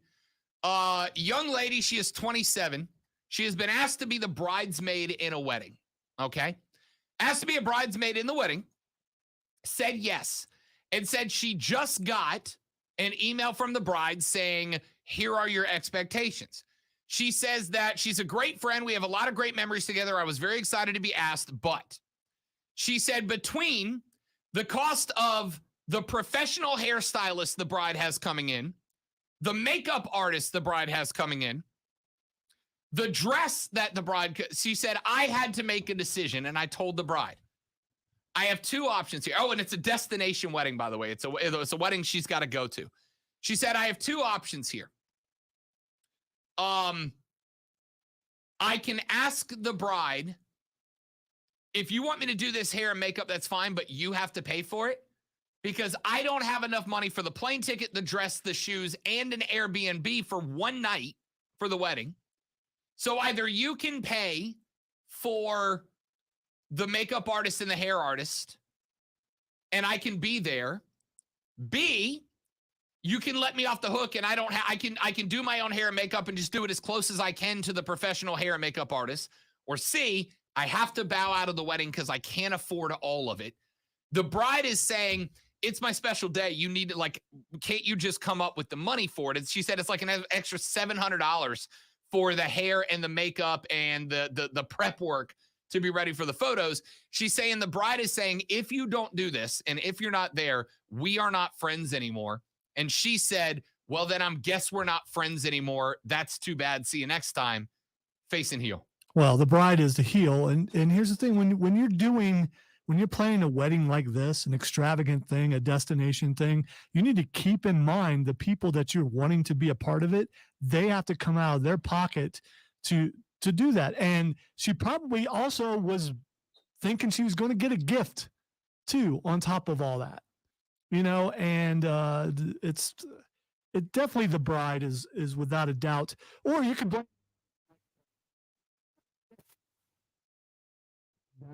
and things like that. And also there was this tradition that the father of the bride paid for everything. So, I mean, if you want to go further back and say, I can't make the bride the heel, well, then make the father of the bride the heel. First off, Texas says common theme. The bride is always the heel. It does.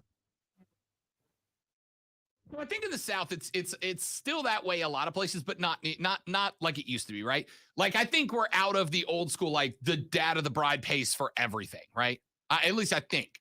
I don't care if your family follows that. I don't care about traditions. I've made that clear. Liberab the woke warriors in the house. I don't care about tradition. If you want to do something that's not traditional, have at it. I'm in for it, right? Do your own thing, make your own tradition. I'm good with it. I'm going to say this. If you're asking me to book a flight, get an Airbnb for at least one night, right? But let's be honest, probably two, because most of the weddings I've been to, the bridesmaids have to start getting ready at like 7 a.m. because photos are at noon for a 7 p.m. wedding. It's ridiculous. But you're talking 2 nights of an Airbnb or a hotel room. If you want me to buy a flight, buy a dress, buy shoes, I know I'm saying me, but you get the royal we, right? And book an Airbnb for 2 nights. Shut up, Lonzo. To be in your wedding, don't stick another $700 of hair and makeup. $700. Like, it's awesome that you live a life where a $700 hair and makeup bill is just something that you're like, whatever. What's another $700? But for a lot of people, that's like a life-changing amount of money, right? If a lot of people listening to the show came into $700 today, they'd be better off than they were a day ago, right? It would be a significantly game changer for them. Unless they're Calvin Ridley. Right. In which case, that's one FanDuel lineup, you know? That's ridiculous. That's ridiculous. Absolutely. All right, one more very short one, and then we take a break. 27-year-old man, his mother has been remarried. So he's got a stepdad, and the stepdad has 2 kids that are 12 and 14, both boys. All right. Now, the 27-year-old man says, look, I'm in a band. I like to drink. I like to smoke. I like to party. I like to have a good time, and my life's going good. He goes, I'm in a band that makes money. I'm ahead of the game, and I'm doing what I want to do the way I want to do it. Stepdad came the other day and said, look, I'm not asking you to change your life, but you are now a role model to my 2 sons. All right. They don't live together, but they hang out there. He said, I'm very close to my mom. We hang out all the time. Stepdad came and said, you are now a role model to my 2 sons. I don't care what you do in your private time, but when you come around them, please stop listening to metal music. Please stop drinking and smoking around my 2 kids because you're a role model now. Stepkid says, well, if that's the case, I just won't hang out with the family anymore. Mom is now upset, but doesn't know who to be mad at. So who's the heel? Who should she be mad at, Lonzo? First of all, shouldn't be, with young kids around, you shouldn't be drinking and doing stuff. As far as the metal music goes, that's a choice. But the drinking thing, especially if you're getting out of hand, that's not necessary. But here's the other thing. He's not really a stepdad. Once you're out of the house, it's just a guy that your mom married. Just the guy that mom's That's really what it comes down to. So the guy that your mom's married to is trying to put rules on you, and you don't live there, and you're an adult. You're nearly 30. But I think common courtesy would be, hey, this is my house. I would like you to not do that here. Then you shouldn't do that. So this is a hard. I want to say the stepdad's a heel, but I'm going to say that it's the rocker, because it's his house and his kids. You can do all that stuff anywhere else.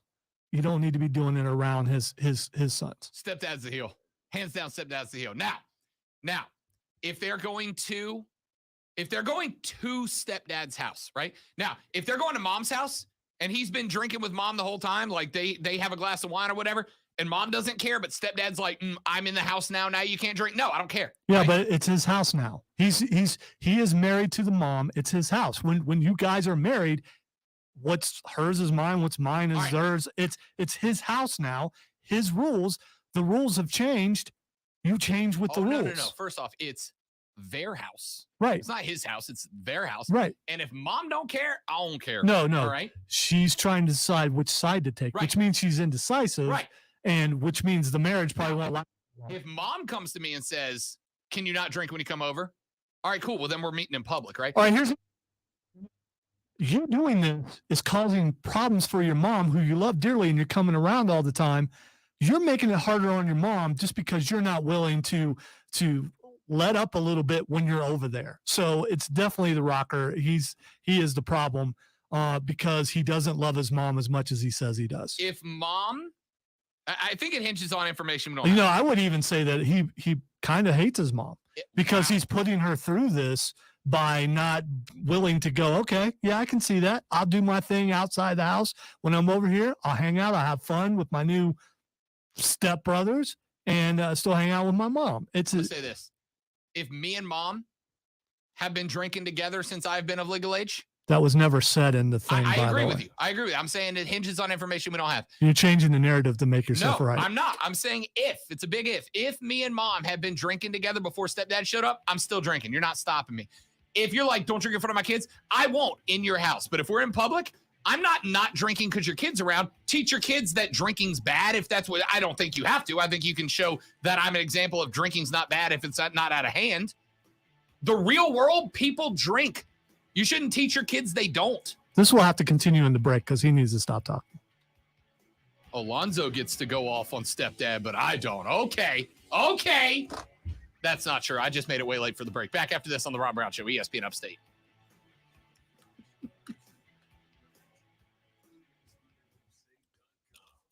You also first said that it was at the house. Now you suddenly said it's out. Yeah, the at the house was just me making an assumption there. I didn't actually say the story one way or the other. So again, changing the narrative, which is why I hate this thing. Hang on, stream. I'm shifting the camera.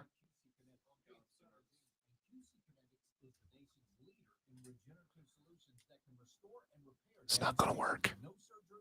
It worked.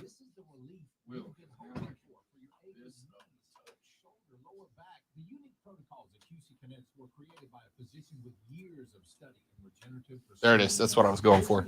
Yes. There it is. Now you get more of me. You're welcome. And who doesn't want more of that? Most people I meet, Lonzo.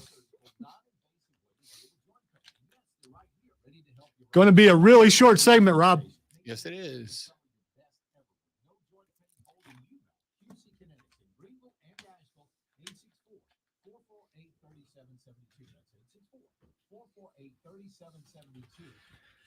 Here comes the rain again.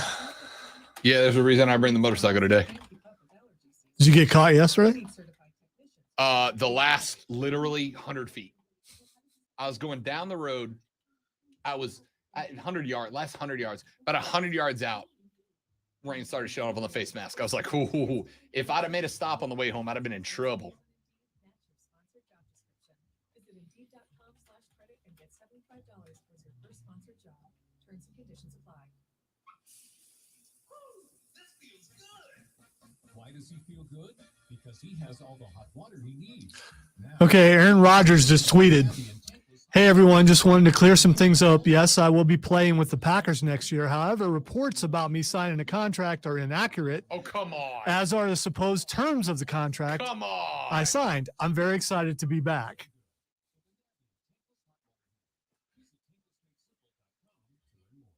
Aaron Rodgers is a troll. Yes, he is. He is a troll. He is so good at it too.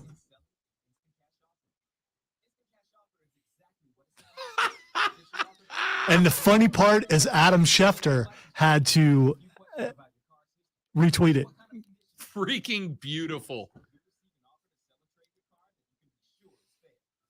What day? Today is Tuesday. Has he been on McAfee yet today? I don't know if he's actually on I don't today. know. If he is, they'll just all laugh about it. Oh, 100%.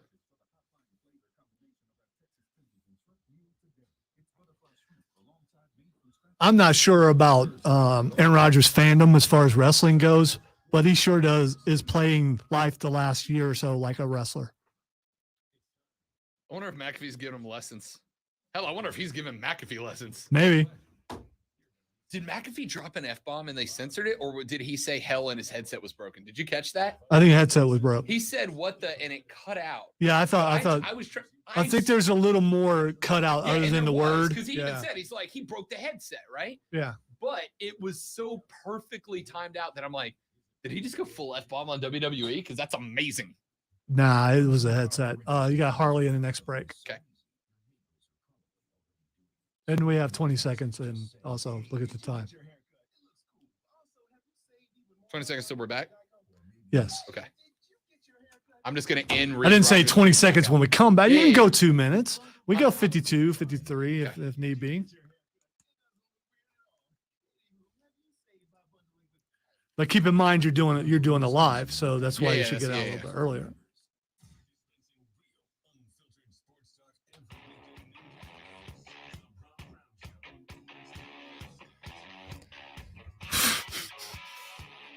Aaron Rodgers is such a troll.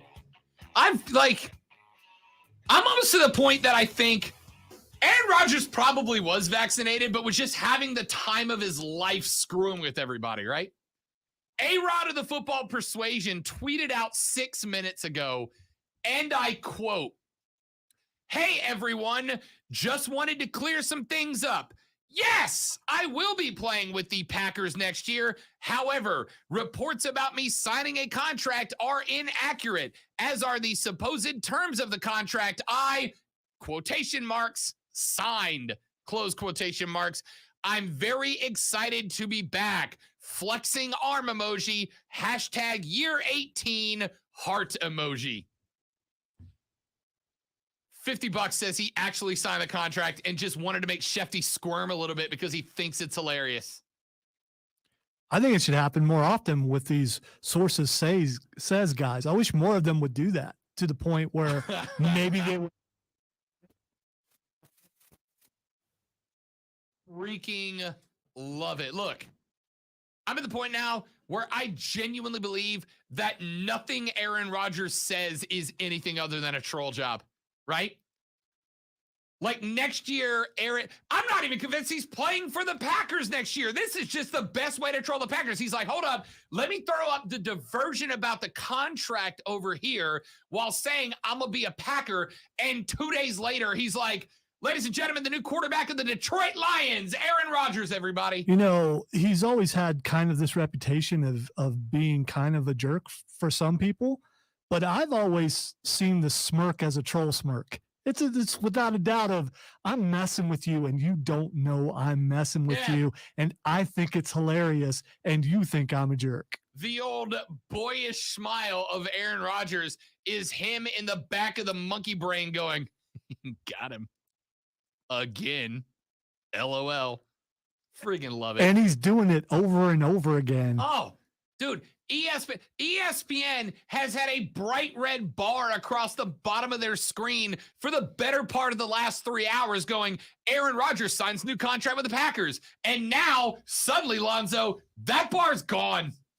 It's just not there anymore because Aaron Rodgers is elite. Yeah, but maybe he didn't sign and he's waiting to see what happened with Russell Wilson. Now he can go back and say, look at all the things that they just did. We need to do something. So you're telling me that Russ Wilson is worth 2 first-rounders, 2 Pro Bowl caliber players, and a 5th rounder? What's that equate to in American dollars, Green Bay? About $225 million, you think?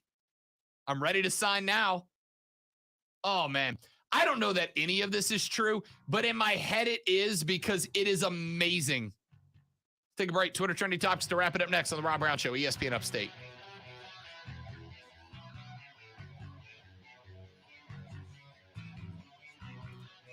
Say about my friends at Harley-Davidson of Greenville, ladies and gentlemen. I rode the bike around yesterday. I'm going to tell you, when I got done with the show, when I got done with work, when it was time to head back out, I jumped on the bike. I took it down 385, jumped off at Haywood Road, which is the way I go home. And when I got to the neighborhood, I was like, yeah, I think I'm going to go on a little bit. It ain't raining yet. And I just kept on going. And that is the type of life you live when you ride with Harley-Davidson of Greenville. You find out that when you get hooked up with Harley-Davidson of Greenville, who make the buying experience incredibly simple and easy, it's not just a sales job where they try to get you on the most expensive bike and out the door. They try to get you on the bike that is perfect for you, the bike of your dreams, so that you will love your riding experience. That's what happened with me, and it works every single day. So go check them out. You can see the entire inventory. They have the largest pre-owned inventory in the upstate, and the 2021s, you're getting great deals because the 2022s are on the way. See it online at upstateharley.com, upstateharley.com, or go see their beautiful showroom at 30 Chrome Drive in Greenville. It's our friends at Harley-Davidson of Greenville.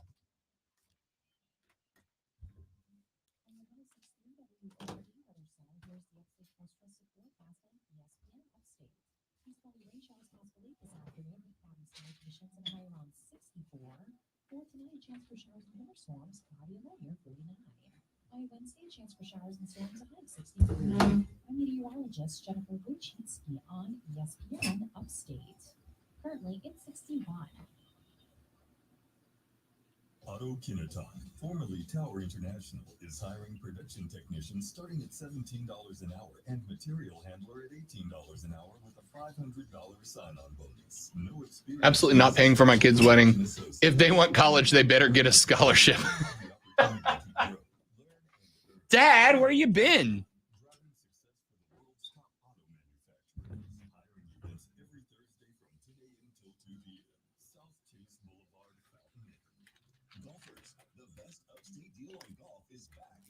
Now, the 2022 Upstate Golf Card gets you a round of golf at 10 premier Upstate courses, and it's still only $99. Grab your foursome and get your Upstate Golf Cards now to play courses including The Rock, Greer Golf, Pebble Creek, the Club at Brookstone, Rolling Green, and more. Order at upstategolfcard.com. 10 rounds of golf for only $99. Upstategolfcard.com. Upstategolfcard.com. It's Tango Day, everybody. Follow after me, and step, and back, and slide, and dip. That's tango. That's nice tango. It's probably the heart-shaped Honey Nut Cheerios. He found out they can help lower cholesterol. Having fun taking care of his heart and all sorts. They just threw it up there. Let's see those hips move. They're only here for a limited time. Anywhere fans go to cheer on their team, there are behind-the-scenes MVPs, ensuring everything is game day ready. We see you, Joe. Fixing seats so every fan can enjoy every game. I'm sure Max is completely offended by the whole thing. He seems very animated right now. So throwing his arms around. If you're ESPN, right, and if you're Max, right, you didn't break this story, you didn't report this story, it had nothing to do with the story. You just went with what Shefty said. Do you turn around and blame it on Shefty? You go, hey, all I can do is what Shefty reports. Eventually, if this continues to happen, you have no choice. to, Even right? if someone has a reputation for breaking things for a long time, these athletes are starting to see that they can play it. Yeah. And I'm not saying they shouldn't. I find it entertaining. We'll see if Aaron Rodgers is the only one who does this. So he can't be. Eventually, some other guys are going to start doing this too. It's been happening in the NBA some too, I believe.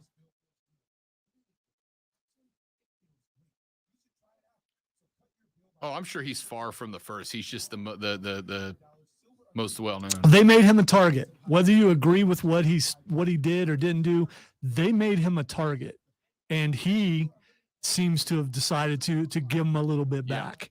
If you're him and everywhere you turn, all you hear is this, and it's making media that's not sports media, he's getting some vengeance is what he's doing.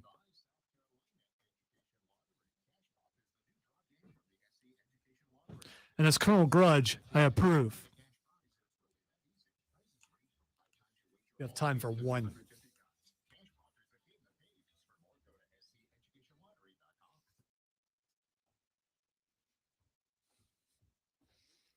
All right, time to squeeze in one Twitter trending topic.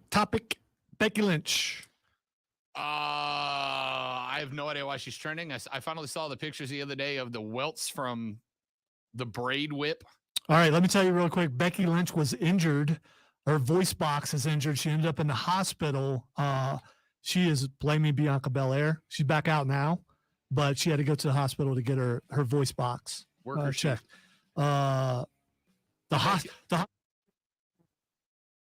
Medical facility. That's the key. I do believe it was actually a hospital. WWE keyword for fake injury is medical facility. All right. That's going to do it for the show. We're back after this. By the way, Sam Darnold's trending, so tomorrow should be fun. Mark Ryan's up next with All Sides. Diesel will be here too. Enjoy that. We'll be back tomorrow to try harder and do it all over again on the Rob Brown Show and ESPN Upstate. Later, brother.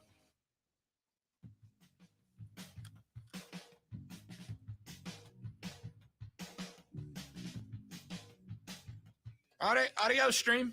See you tomorrow.